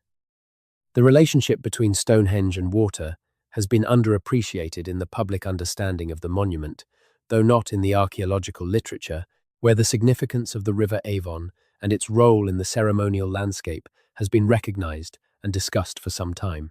The recent work on the Stonehenge landscape, including the geophysical survey, has added to the picture in ways that make the water connection even more central than it previously appeared. The River Avon runs approximately 2 kilometers to the east of Stonehenge and forms the terminus of the avenue, the processional way that connects the monument to the river at a point called West Amesbury. This connection is not incidental. The avenue was a carefully constructed feature, its ditched and banked edges visible in the landscape for over 2 kilometers, its direction chosen to align with the solstice axis, its endpoint at the river deliberately placed where it is, rather than at any of the other points along the river's course. The avenue is a designed connection between the monument and the water. It was built to link them. What ceremonies moved along the avenue and in what direction is a question the evidence partially addresses. The discovery that the river at the end of the avenue was the destination of a particular kind of pottery, deposited in the water in ways consistent with deliberate ritual deposition, connects the water itself to the ceremonial use of the landscape. Objects were brought to the river. Objects were deposited in the river. The river received something that the ceremonies of the Stonehenge landscape produced, whether that was specific ritual objects or the remains of cremated dead or other forms of offering that have not survived in the archaeological record. The upstream course of the Avon connects it to Avebury and the Kennet Valley, to the other major monument complex of the Wiltshire chalk country. Water, in the sacred geography of Neolithic Britain, was not just a practical resource. It was a pathway and a boundary and a medium of transition, and the rivers and springs of the chalk country were elements of the sacred landscape as much as the constructed monuments were. The springs that issue from the chalk at the edges of the formation, where the groundwater that has percolated through the porous stone reaches the surface, would have had particular significance in this framework. They are the visible expression of the underground world, the place where what is below becomes available above, where the hidden journey of water through the chalk passage system ends in the appearance of clear, cold, constant water at a specific point in the surface landscape. Springs in many cultures are treated as sacred, as places where the underground speaks to the surface, where a transition between the two levels of the world occurs spontaneously and regularly. The underground water system of the Wiltshire chalk, which feeds the springs and maintains the groundwater level that has shaped the passage network over geological time, connects the surface water of the Avon and the springs to the underground passages beneath Stonehenge. They are all part of the same hydrological system. Water falls on the chalk, moves through the underground, emerges in springs, feeds the rivers, and eventually returns to the sky through evaporation. The cycle connects above and below, surface and underground, spring and river, in a physical system that a culture attuned to the significance of transitions between worlds would have found deeply meaningful. If the builders of Stonehenge understood the hydrological cycle, even in general terms without modern scientific vocabulary, they would have understood that the underground was connected to the surface water in a way that made the two part of the same larger system. That the springs were the underground speaking to the surface, that the rivers were the underground made visible and mobile, and that the passages beneath the chalk plain were the underground in its most intimate and accessible form, the place where the below could be entered and experienced directly. In this framework, building the most significant monument in the landscape, above a section of chalk with unusually well-developed underground passage networks, would have been entirely consistent with the logic of a ceremonial system that organized itself around the relationship between above and below, surface and underground, sky and chalk. It would have been the choice of a location where the two levels were not just theoretically related but directly connected, where you could stand in the solstice sunrise and then descend into the earth, where the astronomical and the underground were available simultaneously and in relationship. That availability would have made this place uniquely powerful within the logic of the ceremonial system. Not just a place to observe the sky, not just a place to access the underground, a place where both were available. The threshold between the astronomical world above and the chthonic world below concentrated in one location that the ceremonial life of the whole region could orient itself around. This interpretation gives the scanning data's anomalies a significance that goes beyond local geological curiosity. If the underground features beneath Stonehenge are what the most interesting interpretation of the data suggests, they are evidence of a site chosen and used for its capacity to hold both dimensions of a world that was understood to have exactly two meaningful dimensions, above and below. Evidence of a ceremonial intelligence that recognized the unique properties of this location and organized a 5,000-year tradition of monument building around them. That is a large claim. It requires more evidence than is currently available to support it fully. But it is a claim that the available evidence does not contradict, and it is a claim that makes sense of more of what we know about the site and its landscape than the simpler accounts that have preceded it. Large claims that make sense of more evidence than the alternatives deserve serious consideration even before they are confirmed. They direct research toward the questions that matter.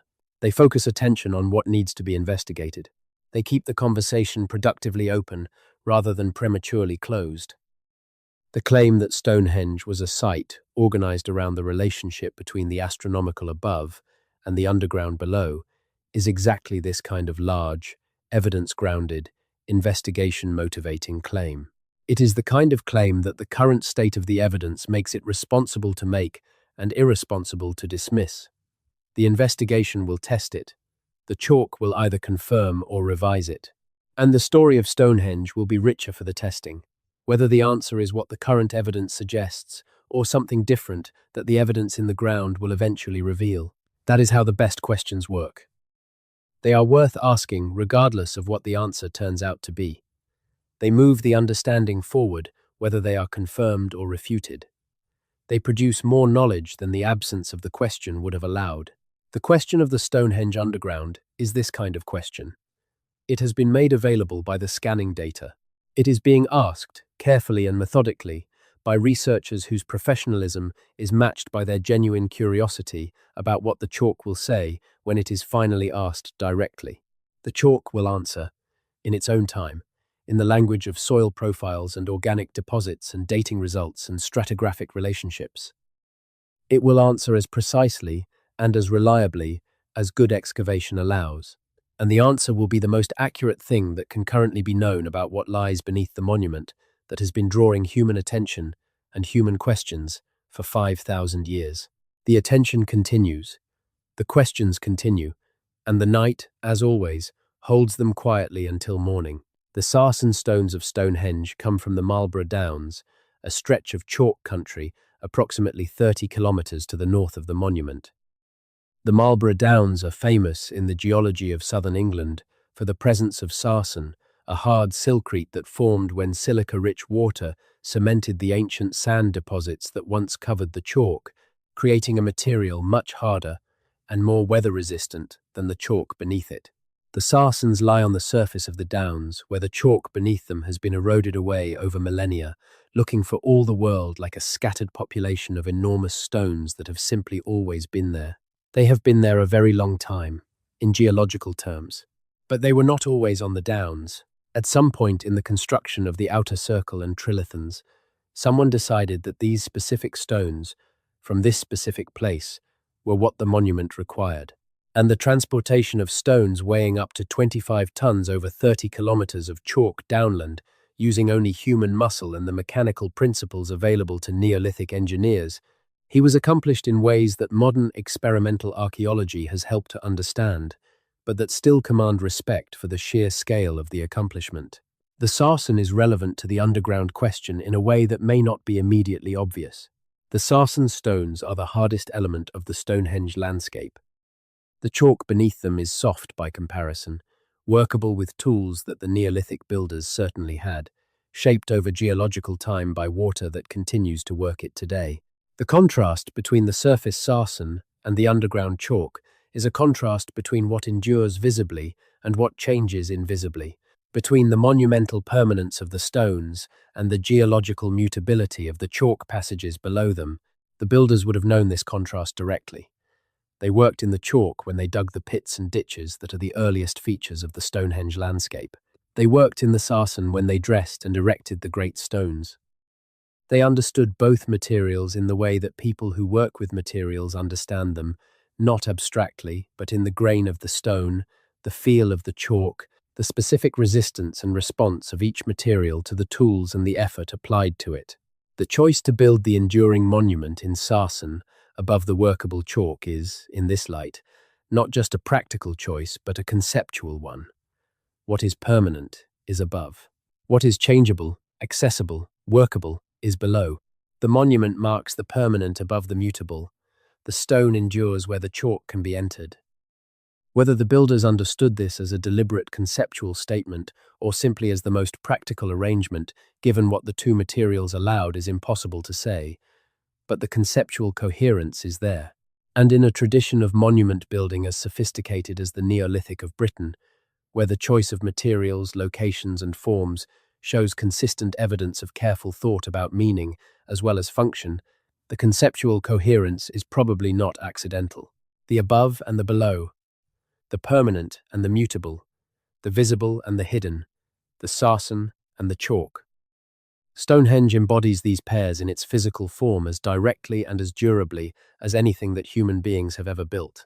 The fact that we are only now beginning to understand the underground half of the pairing does not diminish the pairing. It reveals how much we still had to learn about a monument that seemed so thoroughly known. There is always more. That is the lesson Stonehenge keeps teaching. Whatever you think you know about it, there is more. The landscape around it contains more than the monument. The history within it spans more time than the famous stones. The underground below it contains more than the chalk plain suggests. And the questions it generates are always more numerous than the answers. That abundance of questions is part of what makes this place the most significant prehistoric monument in the world. Not just its age, though it is very old. Not just its scale, though it is impressive. Not just its alignment, though it is precise, but its inexhaustibility. its capacity to keep generating genuine questions even after 2 centuries of intensive scientific attention, its ability to keep revealing new dimensions that the previous understanding had not accounted for.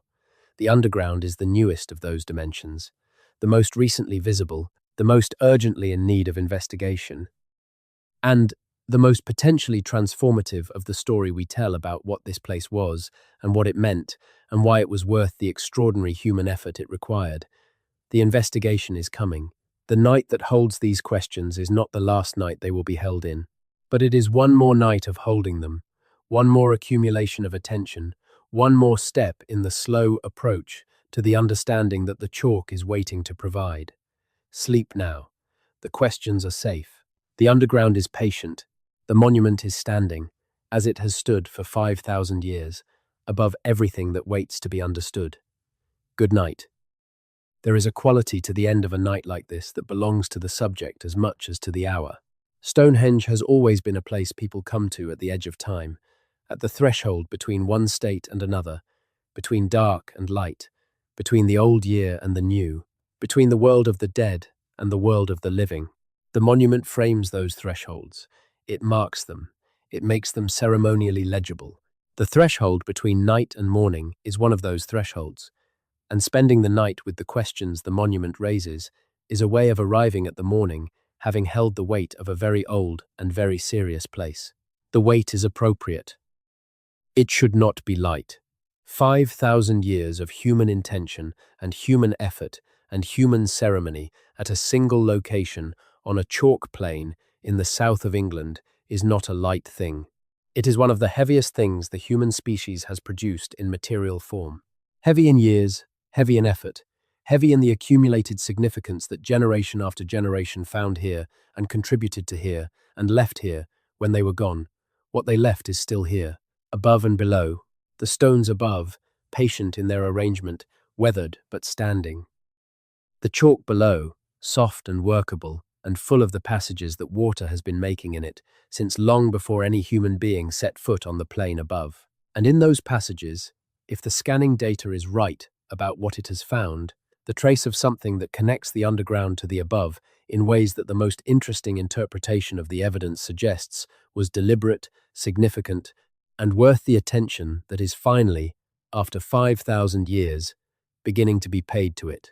That attention is what tonight has been about, not the final word, not the complete understanding, not the investigation that will eventually provide the dates and the cultural context and the specific interpretation that the anomalies require, just the attention, the awareness that the underground is there, that it was probably significant, that the understanding of the monument we thought we had was incomplete in a dimension we had not previously appreciated.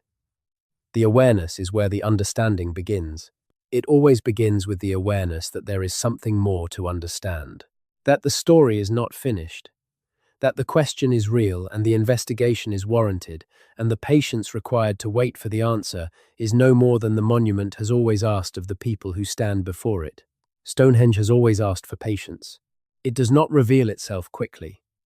It does not give up its meanings to the casual visitor or the impatient researcher.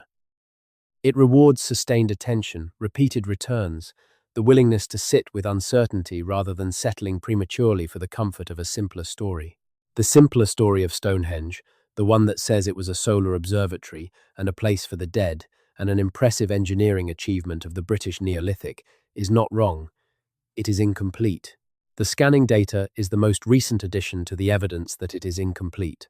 And the patience to hold the incompleteness without filling it prematurely with confident interpretation is what the current moment in Stonehenge research requires. That patience is also what the night requires. The willingness to let the questions be questions, to not demand resolution before the morning, to accept that some of the most important things are still unknown and will remain unknown until the investigation that would answer them has been conducted. The unknown is not comfortable, but it is honest. And honest discomfort about genuine uncertainty is infinitely preferable to comfortable confidence in an incomplete account. Stonehenge rewards the honest discomfort. It has been doing so for 5,000 years. The underground rewards the same thing. The honest acknowledgement that there is something there, that we do not yet fully know what it is or what it means, and that finding out is worth the effort and the patience and the institutional commitment that the investigation requires. The reward is understanding. Incomplete, provisional, always subject to revision by new evidence, but real. As real as the stones, as real as the chalk, as real as the questions that have been accumulating since the monument was built and that are more alive today for the addition of the scanning data than they have been at any previous point in the history of serious attention to this place. The questions are alive. They will be alive in the morning. They will be alive when the investigation finally begins. They will be alive when the investigation produces its results. They will be alive after that, in the new questions that the results will generate. Stonehenge is that kind of place, the kind where the questions never stop accumulating, where each answer opens onto more questions, where the understanding deepens without reaching a bottom. The underground is just the newest layer of the depth. It will not be the last. Sleep well.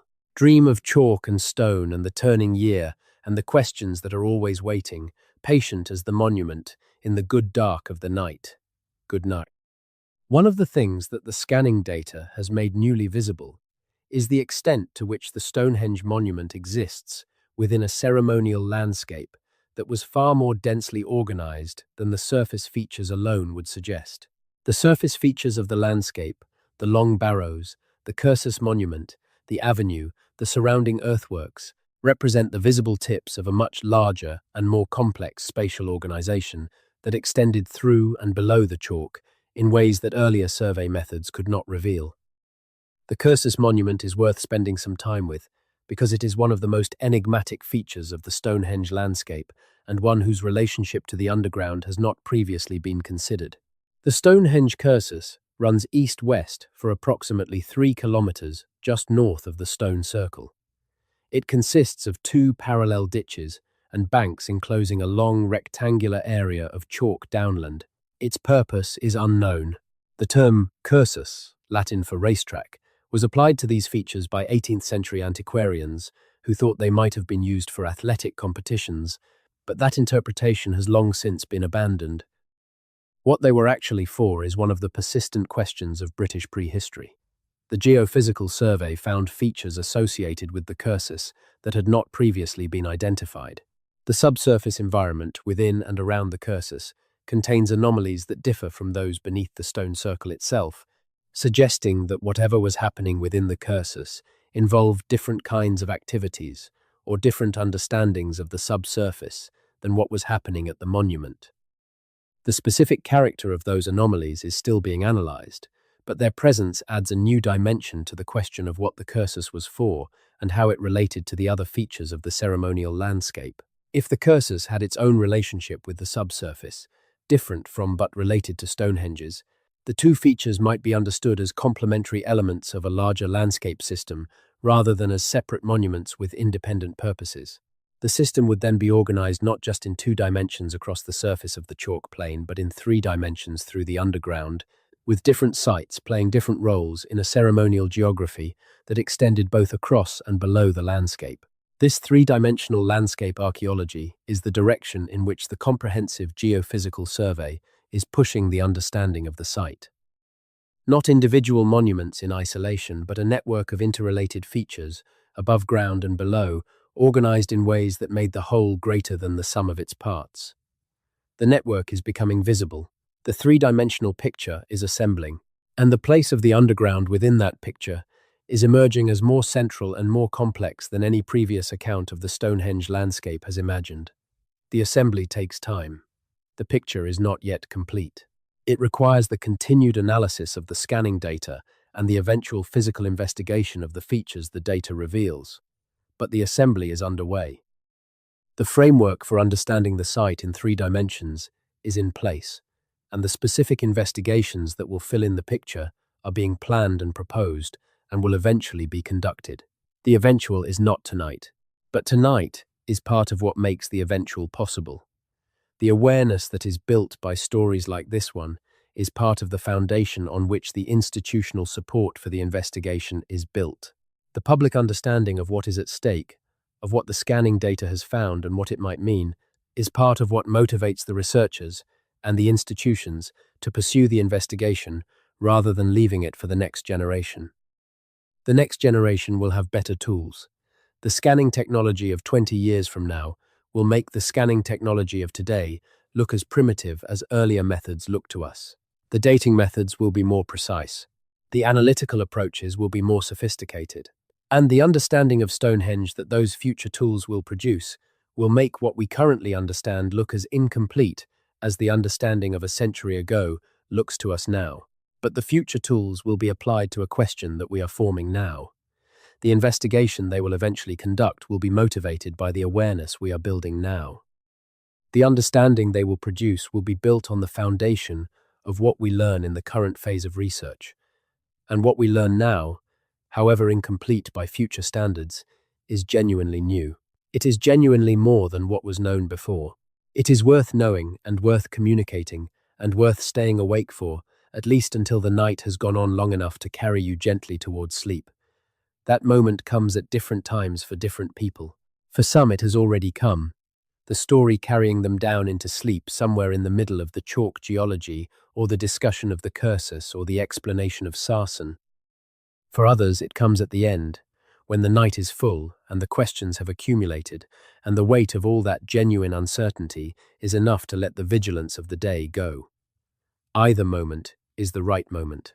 The night has no preference for when you arrive at sleep, only that you get there and that the journey has been worthwhile.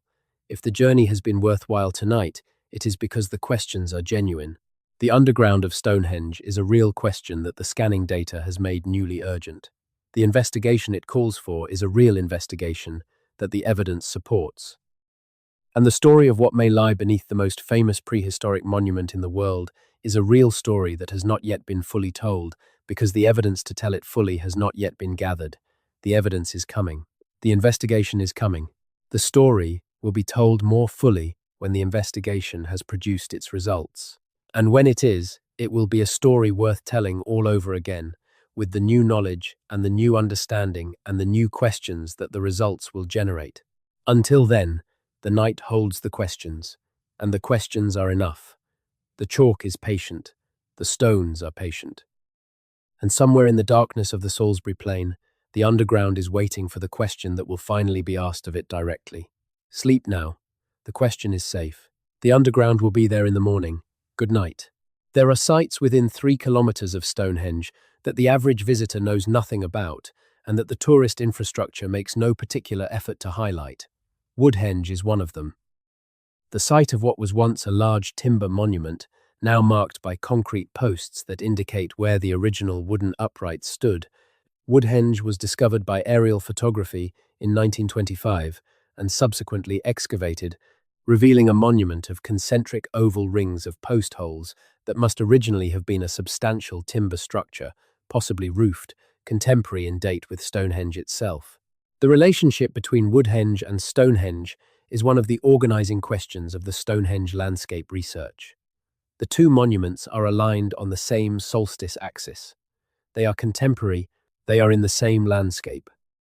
The communities that used them presumably had a relationship between the two sites that made sense to them in terms of the ceremonial system they were maintaining. Whether the timber monument at Woodhenge and the stone monument at Stonehenge represented different aspects of the same ceremonial system, or different ceremonies for different times of year, or different stages in a processional sequence that moved between the two, is unknown.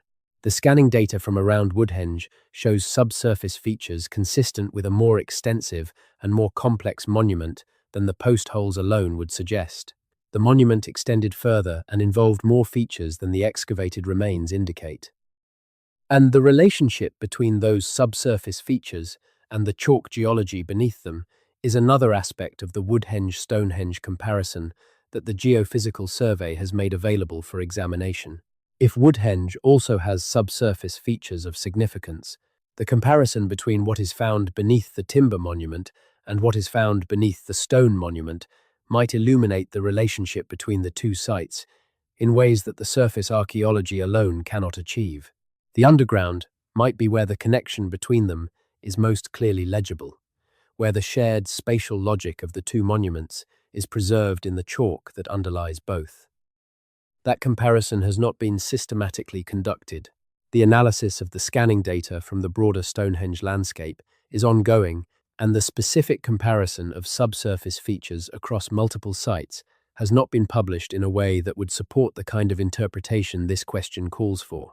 But it is the kind of analysis that the comprehensive geophysical survey was designed to make possible, and it is the kind of analysis that the research program developing around the scanning data will eventually conduct. The program is developing, the analysis is underway, the understanding is growing.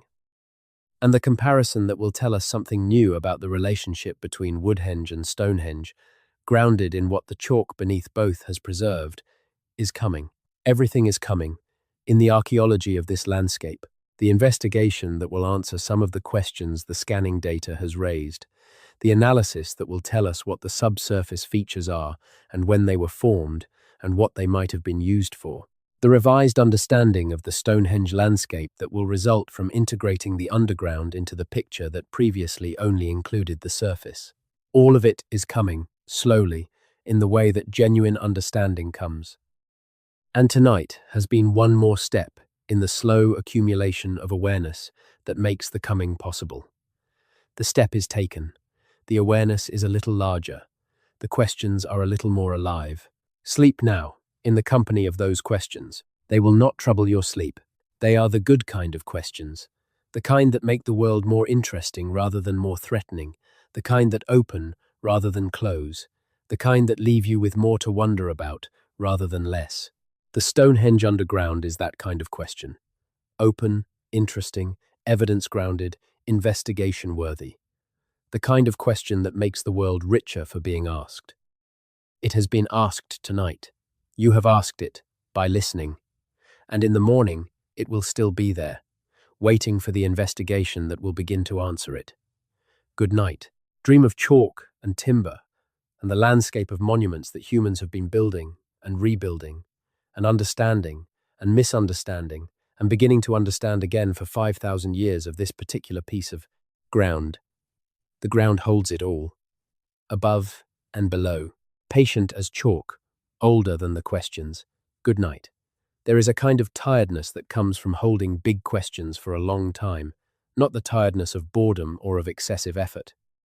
The tiredness that comes from the particular weight of genuine mystery, from sustaining attention on something that does not resolve, from keeping the question open when the mind's natural tendency is to close it.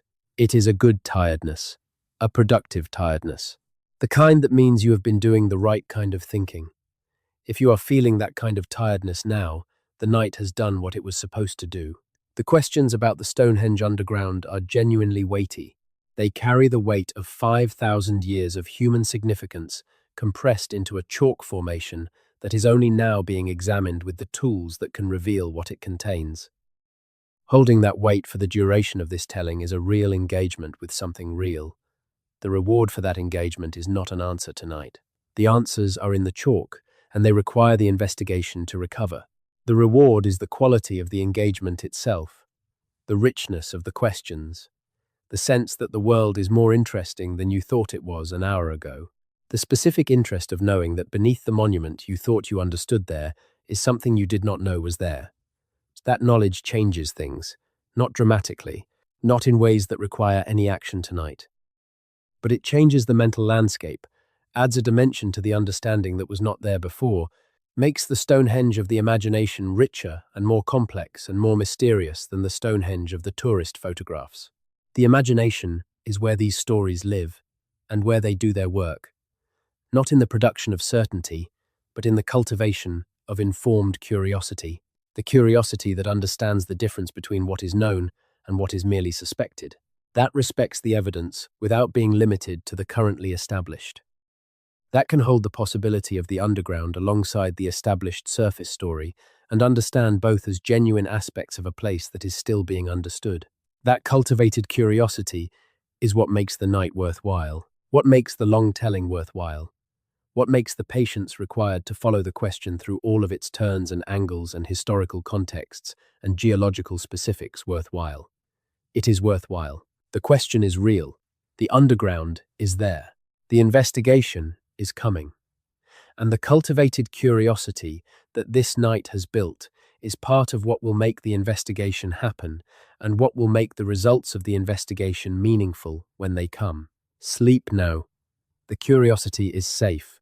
It will be there in the morning, ready for whatever the day brings it, ready for the new evidence when it comes, ready for the revised understanding when the investigation produces it. The chalk is below Stonehenge. The passages are in the chalk. The investigation is coming, and you are resting somewhere under the same sky that has been turning above the chalk plain of Wiltshire for as long as there has been a sky to turn. The sky turns, the chalk waits, and the questions sleep when you sleep, gathering themselves for the morning. Good night. The people who study the dead at Stonehenge have been producing some of the most significant recent findings in the archaeology of the site. The cremated human remains recovered from the monument during various excavations over the past century have, in the past decade, been subjected to new analytical methods, including isotope analysis, that have produced information about who these people were in ways that earlier examination could not achieve. The isotope analysis of the cremated remains has revealed something striking. The people whose ashes were deposited at Stonehenge did not all come from the immediate local area. Some of them appear to have come from Wales, from the same general region as the Bluestones. The connection between the Welsh Bluestones and Welsh people at the monument has led some researchers to propose that the people who transported the Bluestones were the same communities whose dead were subsequently deposited at the monument they helped to build. That Stonehenge was not just a monument serving the local communities of the Salisbury Plain, but a site of significance for communities from a much wider geographic area, including those whose homeland was in the Preseli Hills, where the Bluestones originated. This possibility opens a different way of understanding the social geography of the Stonehenge landscape. The monument was not local in this interpretation. It was regional, or even trans-regional, a centre of significance for communities spread across what is now England and Wales, and possibly beyond. Communities that maintained a relationship with the site across generations, sending their dead to be deposited there, contributing labour to its construction and maintenance, participating in ceremonies here that connected them to each other across the distances that separated their home territories. The social network implied by this interpretation is larger than the conventional understanding of Neolithic social organisation would comfortably accommodate. Neolithic Britain is conventionally understood as organised in relatively small, relatively autonomous communities, connected by trade and intermarriage, and shared ceremonial traditions, but not integrated into anything resembling a larger political or social unit. The evidence for long-distance movement of people and materials, for the maintenance of relationships across hundreds of kilometres, for the construction of monuments that required the coordinated labour of communities from distant regions, pushes against the conventional understanding in ways that suggest the social world of Neolithic Britain was more complex and more connected than the conventional model allows. This is the same pattern that appears in the archaeology of other prehistoric monument traditions. The people who built the Great Passage tombs of Ireland, who organised the quarrying and transport of stones for monuments across the Atlantic facade of Europe, who maintained ceremonial traditions consistent enough across vast distances to produce what archaeologists recognise as a single cultural horizon, were not isolated communities in fragile local groups. They were part of a connected world, communicating over long distances, maintaining relationships with distant communities, organising collective effort on a scale that required social structures more complex than small group autonomy would support. The underground beneath Stonehenge, if it was known and used by people from across this extended network, would have been a shared secret of sorts, a dimension of the site's significance that was available to whoever had the relationship with the place and the knowledge of how to use it. The underground would have been part of what made Stonehenge significant to communities from Wales as well as communities from Wiltshire, part of what drew people and their dead to this specific place rather than to any of the other significant sites in the broader ceremonial landscape of Atlantic Neolithic Britain. That function, of being the place where the above and the below were most dramatically integrated, the place where the sky and the underground were both available in a single ceremonial site, would have been a reason for communities from a wide area to orient themselves around this monument, to bring their dead here, to send their labor here, to maintain a multi-generational relationship with a place that held more of what their ceremonial life required than any other site in the landscape. It would have been worth it. Worth the long journey from Wales, worth the extraordinary effort of transporting the bluestones, worth the continued investment of labor across 1,500 years of construction and reconstruction. Because the place was genuinely special, in ways that their ceremonial understanding made legible and that our secular understanding is only beginning to appreciate. The secular understanding is catching up. The scanning data is one of the tools by which it is catching up. And the fuller understanding of what Stonehenge was and why it mattered to so many communities over such a long period of time is becoming available, in pieces, as the investigation proceeds and the evidence accumulates. The accumulation is not complete. It will not be complete in our lifetimes, but it is further along than it has ever been. The scanning data alone represents a quantum jump in the available information about the site, a shift from two-dimensional surface archaeology to three-dimensional landscape investigation that has no precedent in the history of Stonehenge research. That jump makes tonight's questions possible in a way they were not possible before the survey was conducted. The questions about the underground exist in a new form, grounded in evidence that was not available before, pointing toward investigations that are now clearly motivated and clearly worth conducting. The questions are better questions than they were, and better questions are what make for better understanding, eventually. Eventually is always the word, but eventually comes for questions that are good enough, and evidence that is compelling enough, and researchers who are persistent enough. Eventually is coming for the Stonehenge underground. Sleep in that certainty. The eventually is on its way. The chalk will answer, the investigation will come, and the understanding will be better than it has ever been. That is enough for tonight. That is more than enough. Good night. The monument stands. The chalk waits. The stars turn above, and you, finally, can rest. The last thing to say is simple. Stonehenge is not finished surprising us. It has been surprising us for as long as we have been paying attention, and the scanning data that has revealed the underground dimension is only the most recent in a long series of surprises that have come from sustained, serious attention to this place. Every generation of researchers who has committed to this site has found something that the previous generation did not know. Every advance in the tools available to archaeology has produced new information about what is here and what it means. And every new understanding has generated new questions that the next generation of tools and the next generation of researchers will be equipped to pursue. The generation currently working on the Stonehenge underground is in that position, better equipped than any previous generation, holding better questions than any previous generation, and working toward an understanding that will be more complete and more honest about its incompleteness than any previous understanding has been.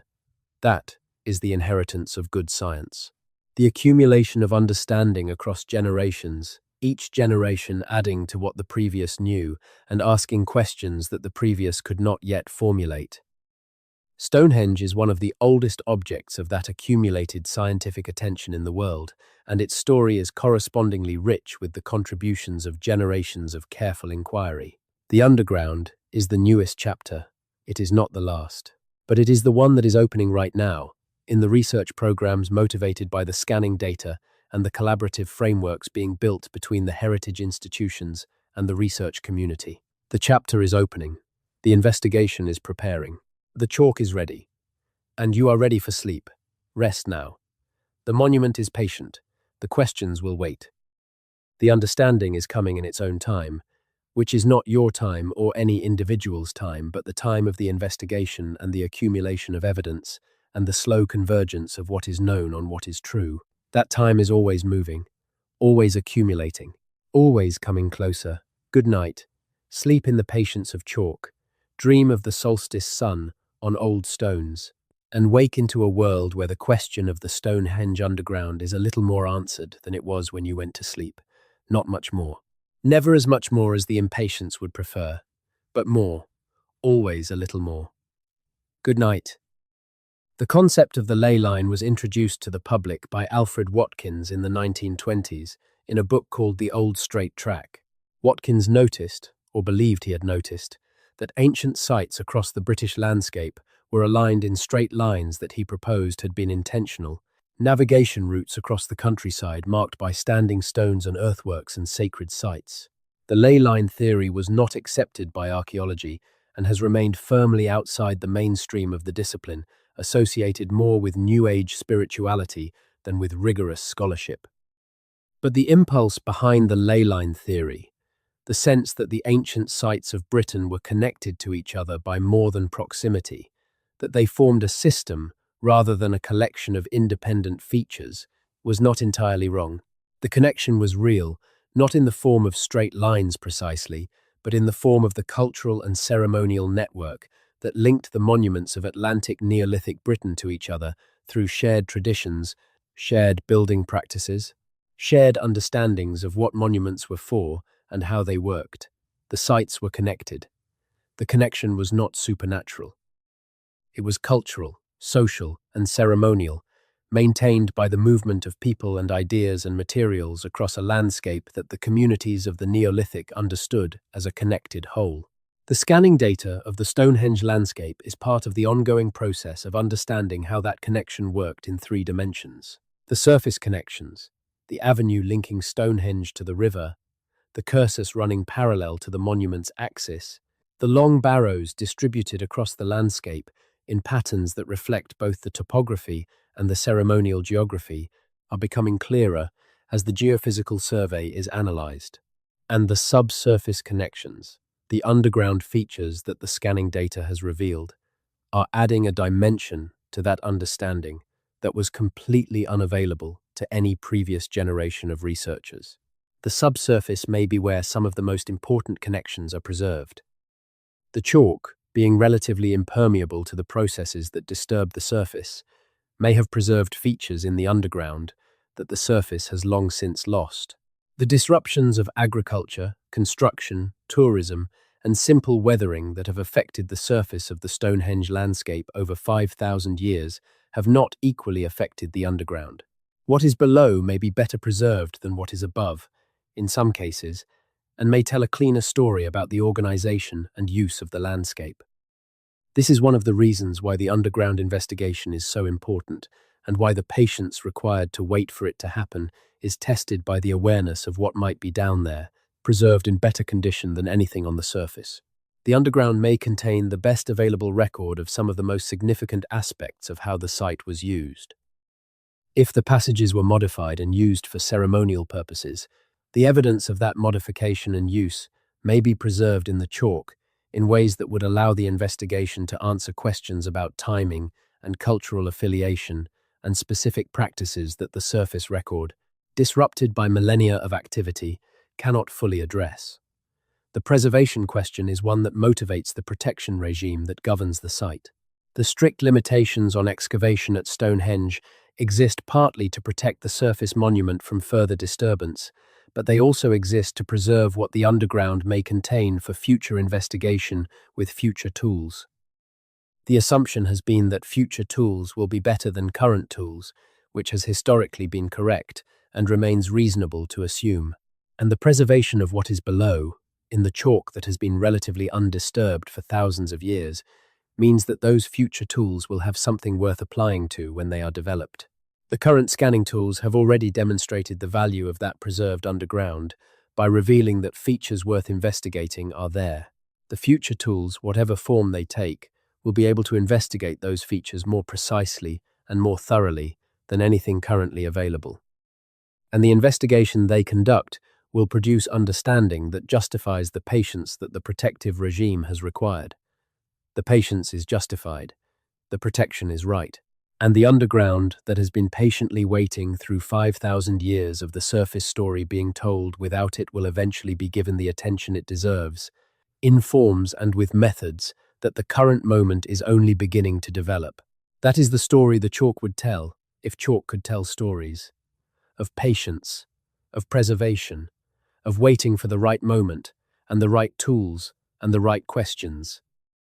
Of holding what it has been given to hold, through millennia of surface activity and modern tourist traffic, and 2 centuries of increasingly sophisticated scientific investigation, until the investigation is ready to come to it directly and ask it what it knows.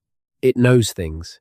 The chalk knows things, not in any metaphorical sense, but in the literal sense of having preserved in its physical structure the evidence of things that happened in and on and through it over a very long period of time. The investigation will extract that evidence, read it with the best available tools, and produce from it a more complete account of what happened at Stonehenge than any surface investigation alone can provide. The account is coming. The patience is what the current moment requires, and the patience is, as it has always been in the long history of careful attention to this site, worth it. Sleep, now. Let the patience of the chalk be with you. Let the patience of the monument be with you. Let the patience of the long night that has held these questions be with you until morning. The underground is there, the investigation is coming, and you, finally, can rest. The morning will still have the questions, but they will be morning questions, met with a rested mind, and morning questions are always more manageable than night questions, even when they are the same questions. The daylight helps, the sleep helps, the distance from the urgency of the night helps, so sleep. Let the chalk hold the questions for now. It is good at holding things. It has been holding them for 5,000 years. One more night will not trouble it. Good night. Sleep well. The Stonehenge underground is patient. It will be there when you wake, and so will the questions that make it worth caring about. Good night, from wherever this night finds you. From whatever corner of the world you are resting in, under the same sky that was above the chalk plain of Wiltshire when the first stone was raised, when the last stone was placed, when the scanning data was gathered, and the anomalies were first identified, and the researchers began to understand that the story they thought they knew was only the surface of something much deeper. The depth is there. The investigation will reach it. The understanding will come. Until then, the night holds everything. The chalk holds everything. And you, in the particular place and the particular hour that is yours right now, are part of the holding, part of the long, patient accumulation that makes the understanding possible. Good night. There is a research project currently underway that is attempting to create the most detailed three-dimensional model ever assembled of the Stonehenge monument itself, not just the landscape around it, but the individual stones in their current positions and in the reconstructed positions that previous configurations of the monument would have placed them. The model integrates photogrammetric surveys, LiDAR scans of the stone surfaces, ground-penetrating radar data from immediately beneath the monument, and the archival records of previous excavations that provide information about what lies directly below the standing stones. The model, as it is described in the research team's published accounts, is extraordinarily detailed. Individual tool marks on the dressed surfaces of the sarsen stones are visible. The packing material placed around the bases of stones during their erection is represented in the model at the resolution of the radar data. And the positions of the stones in multiple earlier configurations, the blue stone circle before the sarsens were added, the different arrangements of stones that characterize the various phases of the construction sequence, are modeled as separate layers in the three-dimensional representation. What this model makes possible, once it is complete and available for analysis, is a form of investigation that was previously impossible. The ability to study the monument in multiple temporal states simultaneously, to examine the relationship between the monument in its current form and the monument as it was at earlier stages, to analyze the sightlines and the acoustic properties and the spatial relationships of each configuration independently and in comparison with others, to understand the construction sequence not just as a chronological fact but as a spatial history, a series of deliberate changes to the monument's form that each reflected a specific intention and a specific understanding of what the monument was for. The spatial history of Stonehenge, understood through this three-dimensional model, is the kind of understanding that changes how you think about what was happening here. Not just that the monument was rebuilt, but why, in a specific spatial sense. What was added and what was changed, and what the effect of each change was on the experience of the monument, from inside it and around it and approaching it along the avenue. The model makes those questions answerable, or at least more answerable than they were before it existed. The underground component of this modeling project is the part that is still most incomplete.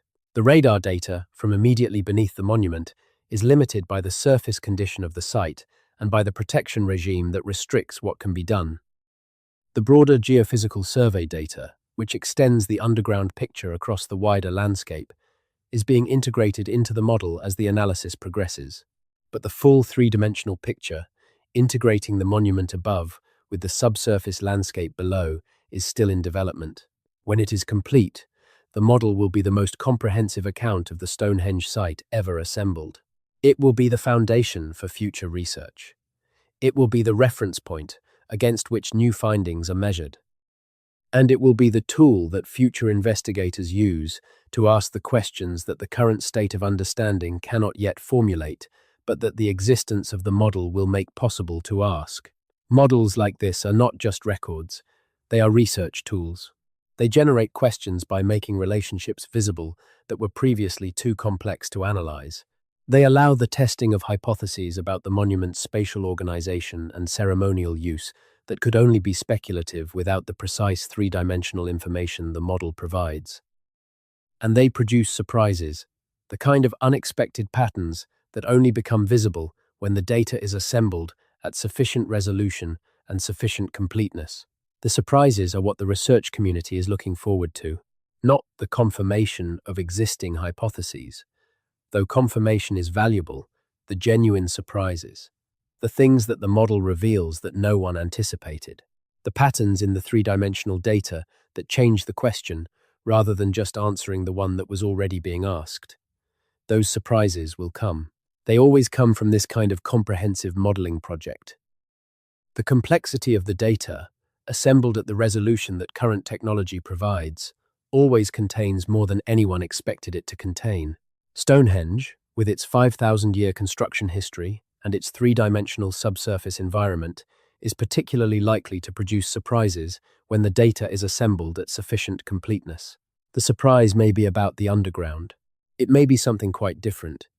It may be multiple things at once, as complex datasets often reveal multiple unexpected patterns simultaneously. Whatever the surprises are, they will be genuine. They will be the result of careful and rigorous work. And they will move the understanding of Stonehenge forward in ways that this moment in the research cannot fully anticipate. That anticipation is itself a form of the curiosity that good science generates. The curiosity about what the model will show, about what the investigation will find, about what the chalk will say when it is properly asked, about what the complete three-dimensional picture of the most studied prehistoric monument in the world will look like when it is finally assembled. The assembly is underway. The answers are coming. And the curiosity, sustained through this long night by the questions that the evidence has raised and the investigation has not yet resolved, is the feeling that means the work is worthwhile. That feeling is a good thing to sleep on. Rest now. The model is assembling. The investigation is preparing. The chalk is waiting. And somewhere on the Salisbury Plain, under a sky full of stars that the monument has been aligned to since before any person alive today was born, the stones stand in their arrangement, and the chalk lies beneath them, and everything waits, patient as it has always been patient, for the understanding to catch up with the reality. The understanding is catching up, slowly, in the way it always catches up, but it is catching up. Good night. The catching up will continue in the morning. For now, sleep. The chalk is patient. The stones are patient. And the best questions are always the ones that outlast the night. Good night. The final survey result worth discussing is one that was published relatively recently and that has received somewhat less attention than some of the other findings from the comprehensive geophysical survey, perhaps because its implications are harder to visualize and harder to communicate than the more dramatic underground anomalies. It concerns the organization of the landscape in the immediate vicinity of the monument, within the area enclosed by the earthwork that surrounds the stone circle. Within that earthwork, the scanning data has revealed a complexity of subsurface features that exceeds what previous investigations had suggested.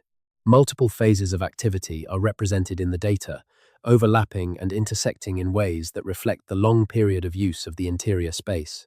Features consistent with the placement and removal of stones, with the digging and filling of pits, with the movement of material in and out of the enclosed area, over the full span of the monument's active use are present in the scanning data in greater number and greater variety than anyone had previously supposed. This density of features in the enclosed interior reflects the intensity of use that the monument space experienced over 1,500 years of active construction and ceremonial activity. The interior of Stonehenge was not a stable, unchanging space. It was a dynamic environment that was continuously modified, reorganized, and adapted to the evolving ceremonial needs of the communities that maintained it. The physical record of that continuous modification is preserved in the chalk below the current surface, in layers that represent each phase of activity as a distinct contribution to the accumulated complexity of the space. Understanding that complexity is the challenge that the scanning data presents in its most demanding form. Each layer of activity was overlaid on the previous, modifying it, and in some cases obscuring it, so that the resulting picture is not a simple chronological sequence, but a palimpsest of modifications in which earlier and later features overlap and interact in ways that are difficult to disentangle without physical investigation. The scanning data can reveal the presence of the features, but cannot by itself determine their temporal relationships. Physical investigation, with the sampling and dating that it allows, is what would allow the disentanglement. The disentanglement would tell a story of extraordinary richness. The full history of what happened in the interior of Stonehenge, reconstructed from the physical record preserved in the chalk, would be a narrative of sustained human engagement with a specific ceremonial space across a span of time that most other forms of documented history cannot approach. Not a static monument, but a living space, continuously adapted and continuously used, carrying within its physical fabric the record of every generation of the communities that maintained it. That record is there. In the chalk, in the layers, in the overlapping features that the scanning data has made visible in their general form, and the investigation that would read that record, carefully and rigorously, and with the full application of the methods available to modern archaeology, is the investigation that the evidence demands. The evidence demands it. The patience of the chalk permits it. The protection regime governs the terms on which it can be conducted, and the scientific and institutional will to conduct it is developing, driven by the quality and the implications of the scanning data and by the accumulating research program that the data has motivated. All of this is moving in the direction of the investigation. Slowly, in the way that things move in institutional archaeology, but unmistakably in that direction, the question is alive, the evidence is substantial, the motivation is genuine, and the understanding that will result when the investigation finally happens will be the most complete account of the interior history of Stonehenge that has ever been assembled. That account will be worth the wait.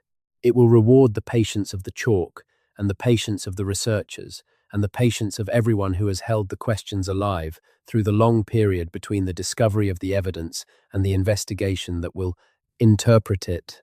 The chalk has been waiting for 5,000 years. The researchers have been waiting for decades. You have been waiting through one long night. The waiting is almost over. For tonight at least. Sleep now. The chalk is patient. The investigation is coming. And the story of what lies beneath Stonehenge, the full story, above and below, surface and underground, stone and chalk and sky, is on its way to being told. Not tonight, but coming. Always coming. Good night. One last thing before the night closes entirely. One last thread to follow to its end. The thread is simple. It is the thread of why any of this matters. Stonehenge matters to the people who study it for obvious professional reasons. It is one of the most significant archaeological sites in the world. Understanding it more completely is part of what archaeology is for. The scanning data, the three-dimensional modeling, the investigation of the underground, these are things that matter for what they contribute to the discipline of archaeology and to the historical record of Britain and of Atlantic Neolithic culture. But Stonehenge matters to a much wider audience than professional archaeologists. It matters to the millions of people who visit it every year and who feel, standing near those stones on the chalk plain of Wiltshire, something that is hard to put precisely into words, a weight, a presence. The accumulated significance of a place that has been used by human beings for purposes they found enormously important for a span of time that is difficult to genuinely feel in the gut, the way you feel more recent history. 5,000 years is a long time. It is longer than the distance from now back to the earliest written records. It is longer than the entire history of any civilization currently existing on Earth. And Stonehenge has been there through all of it. That duration creates a particular kind of feeling, not just historical interest. Something more like the feeling that certain places produce. The feeling of standing somewhere that has held more human significance than any account of it can fully convey.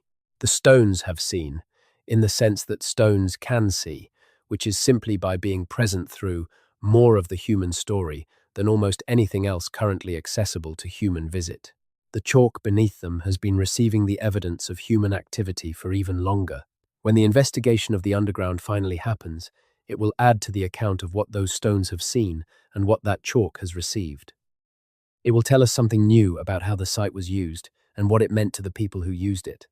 And it will do what good archaeology always does, which is bring the past a little closer, make it a little more accessible, allow us to understand a little more clearly the people who were here before us and what they were trying to do in the world. That closer access to the past is what makes the archaeology of Stonehenge worthwhile for audiences far beyond the academic community. It is what makes stories like this one worth telling and worth listening to. The closer access does not eliminate the distance. 5,000 years is still 5,000 years. But it makes the distance feel a little less absolute, makes the people on the other side of it feel a little less foreign, makes the impulse that drove them to build this extraordinary thing in this extraordinary place feel a little more recognizable. They were human. They looked at the sky and found it meaningful. They moved stones across great distances because the moving mattered, for reasons they understood and we are still working to recover. They buried their dead with ceremony at a place they considered the most significant place in their landscape. And they may have descended into the chalk beneath that place to experience the underground dimension of a world they understood as having more dimensions than the ordinary surface life revealed. All of that is human. All of it is recognizable. And all of it is waiting to be understood more completely by the investigation that the scanning data has made it possible to plan and eventually conduct. The understanding is coming. The night that holds these questions is not the last night they will be held. But it is one of the nights that matters, one of the accumulations of attention that will eventually produce the critical mass that brings the investigation into being. You are part of that accumulation. You always were. The questions needed you to be awake long enough to receive them and then carry them with you into sleep and into whatever comes after sleep. You have done that. The questions are with you now. The chalk has been patient. The stones have been patient. And the night has been long enough. Sleep. Rest. Let the Stonehenge underground wait for the morning, as it has been waiting for much longer than one night. It is good at waiting. It has had a great deal of practice. Good night. The chalk is below, the stones are above, the sky is turning. And somewhere in the deep dark of what lies beneath the most studied monument in the world, something is preserved that will change the story when it is finally found. It is waiting for you to wake up refreshed and curious and ready for the morning. Sleep well. Good night. The chalk plain at this hour, whatever hour it is where you are, is quiet. The tourist buses are not running. The guided tours have ended. The visitors who came today and photographed the stones have gone back to their hotels and their homes.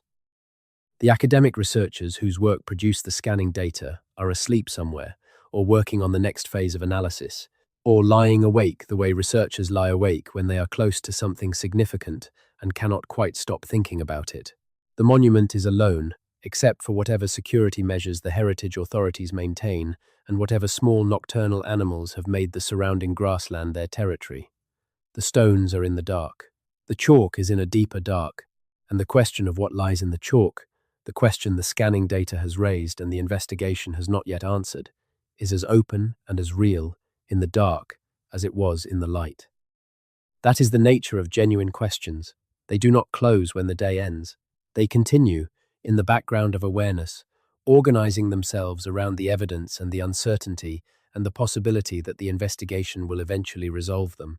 They are patient in the way that good questions are always patient. ready to be picked up again in the morning, ready to be carried forward into whatever the next phase of research brings. This question is ready. It has been ready since the scanning data was analyzed, and the anomalies were identified, and the researchers began to understand what they might mean. It has been ready through every night since then, waiting for the investigation, patient in the chalk. Take it with you into sleep. It is not a heavy thing to carry. It is a light question, in the sense that questions about deep time and ancient stone tend, paradoxically, to lighten the mind rather than burden it. They put the small urgencies of daily life in perspective. They open the view outward rather than inward. They remind you that the world is larger and older and stranger than the day-to-day tends to reveal. The world is larger. The chalk is older, the question is stranger than it first appears, and tonight you have sat with it long enough. Sleep now. The chalk will hold the question until morning. Good night. Sleep. The stones are there. The chalk is there. The questions are there. Good night. Sleep.